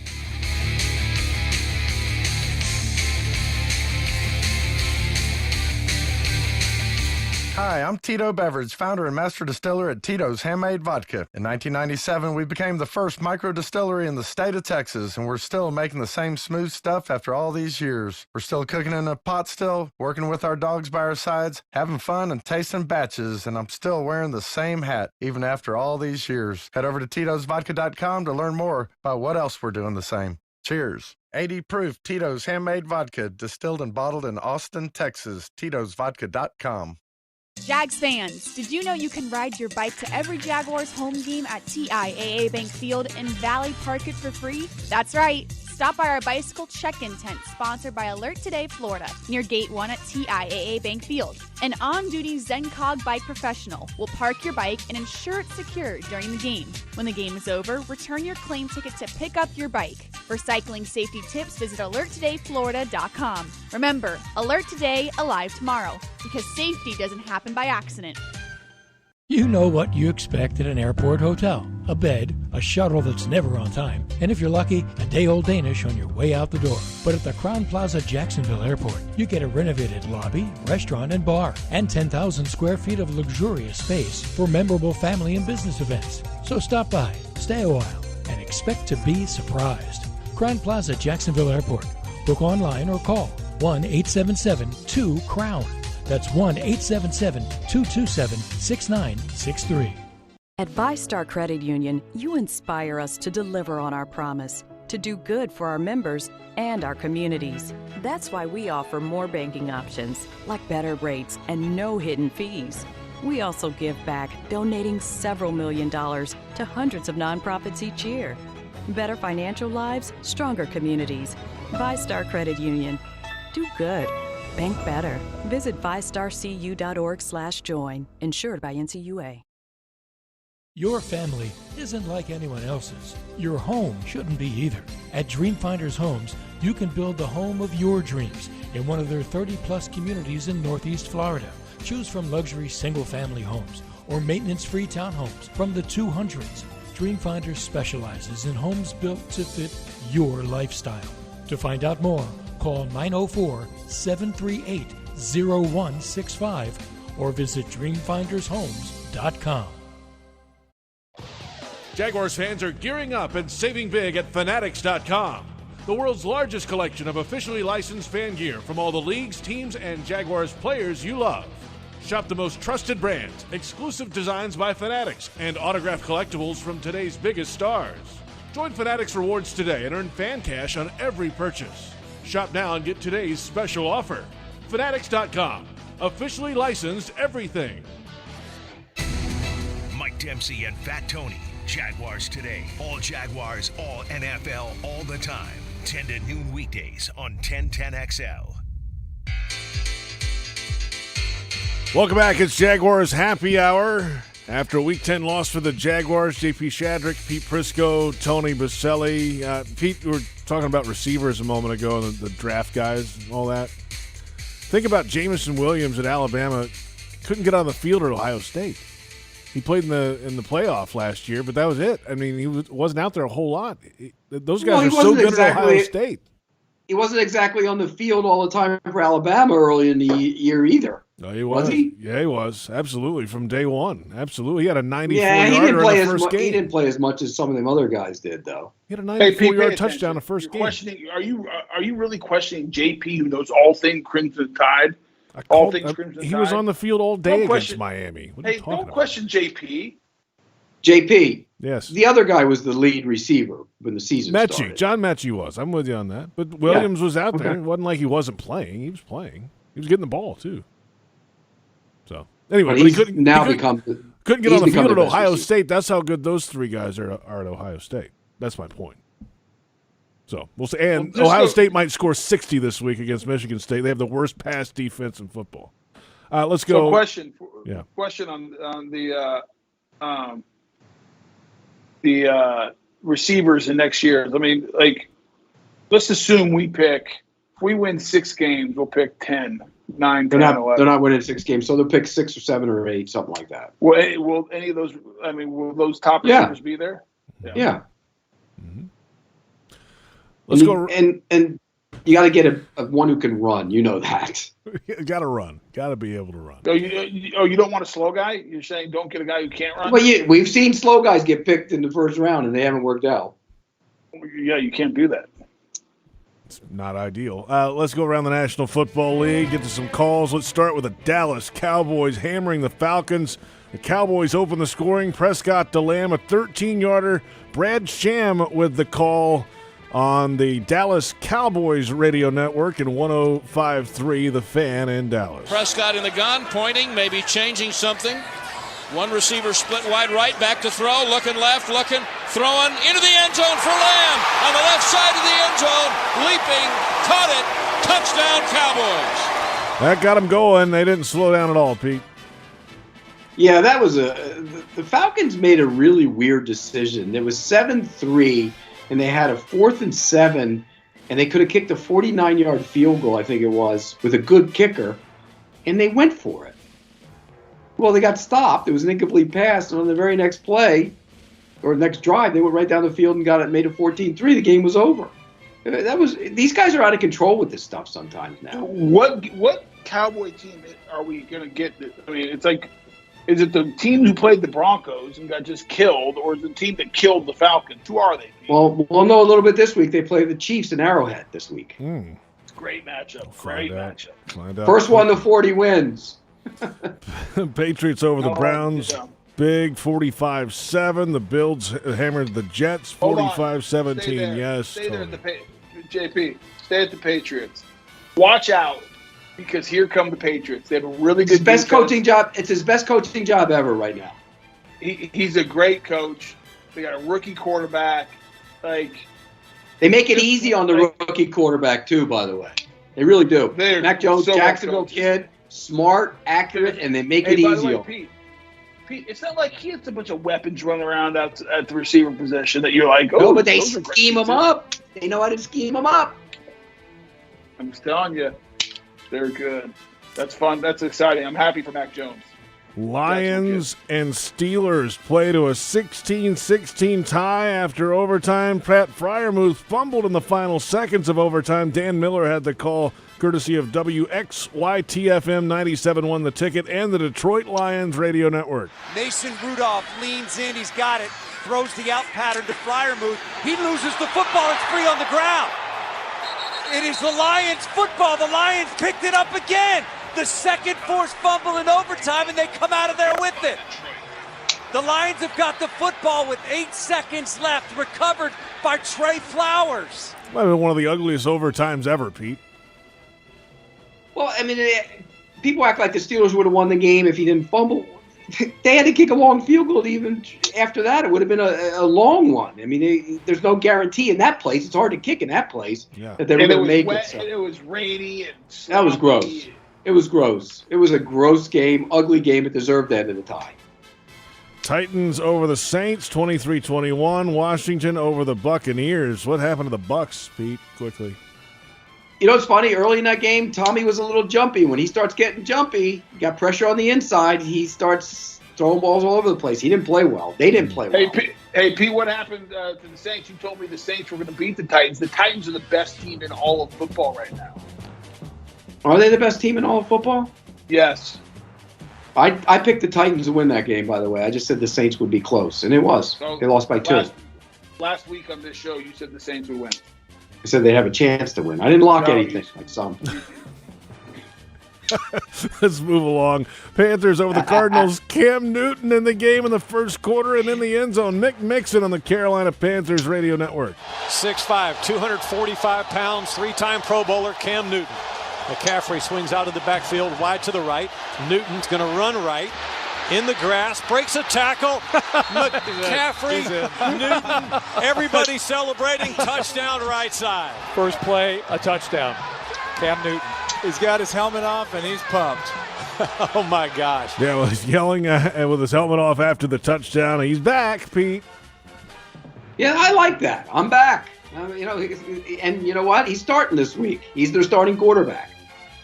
From here on out, he will be their starting quarterback. And they got a good defense. He's back, and he cost them 15 yards on that play. Right. Would you be mad? No. No. Good point. Not. Vikings over the Chargers 27-20. The Eagles over the Broncos 30-13. The Eagles defense got in on the act. Darius Slay fumble return for a score. Merrill Reese on Sports Radio 94 WIP. Under center this time is Bridgewater with Melvin Gordon behind him. 4th and 1. He gives to Gordon, and Gordon is knocked down. Football comes loose. Eagles come up with it. Slay picks it up. Slay running with the ball. And Slay takes off to the far side of the field, to the 30, to the 40. Slay running away from people. Slay at the 40, the 30, the 20, 10, 5, touchdown, I think, Darius Slay. It counted 83 yards, Eagles win. Well, I mean, it counted because Teddy Bridgewater. What was Teddy Bridgewater doing? Did you see it? Yes, What would you do as a player if you saw that the next day? I would say something like, "What are you doing, dude? Like, throw yourself in there." Right. First of all, you're not Tom Brady. Like, you're not Teddy Bridgewater. Like, make a play because the game was still in doubt. It's not like it was 20. They were going in to tie it when he fumbled. It was 4th down. They were going in to tie it. Right. If that's like the end, you're down 21 at the end of the game. Right. I get it. Right. Get out of the way. Right. You're quarterback. Right. But like, we're still in the game. By the way, you tackle him at midfield, we get a 3 and out, we get the ball back. Right. Bad play. That was embarrassing. I agree. Final couple scores. Packers over the Seahawks. First shutout of the Seahawks in 10 years. The Chiefs over the Raiders, 41-14. Time for Monday Night Football. Tonight, the L.A. Rams at 7-2 get Von Miller for the first time on defense. They'll visit Santa Clara. And the San Francisco 49ers at 3-5 will get an early live scouting report. Who you got tonight, Pete? I got the Rams. It's going to be bad. That's a bad 49ers offensive line. The right tackle is going to be right tackle might be making his first start this week. Ooh. McGlinchey's out. Tom Compton might not be there. So they got problems. Pete, what happens what is the 49ers record right now? They got 3 wins. 3 and 5. Listen. What if they end up 6-11? There's problems because you're hearing rumblings that there's some issues between Kyle and John Lynch. They have issues. There's issues. Who goes first, Lynch or Kyle? John Lynch goes. Wow. There you have it. Monday Night Football is in. Pete, have a great week. We'll talk to you. All right, guys. Take care. You too. Tony Boselli, Pete Prisco, our entire crew, Joe Fortunato, Brent Reber. That'll do it for our show. I'm JP Shadrick. We'll catch you next time. It's Jaguars Happy Hour on the Jaguars Digital Network.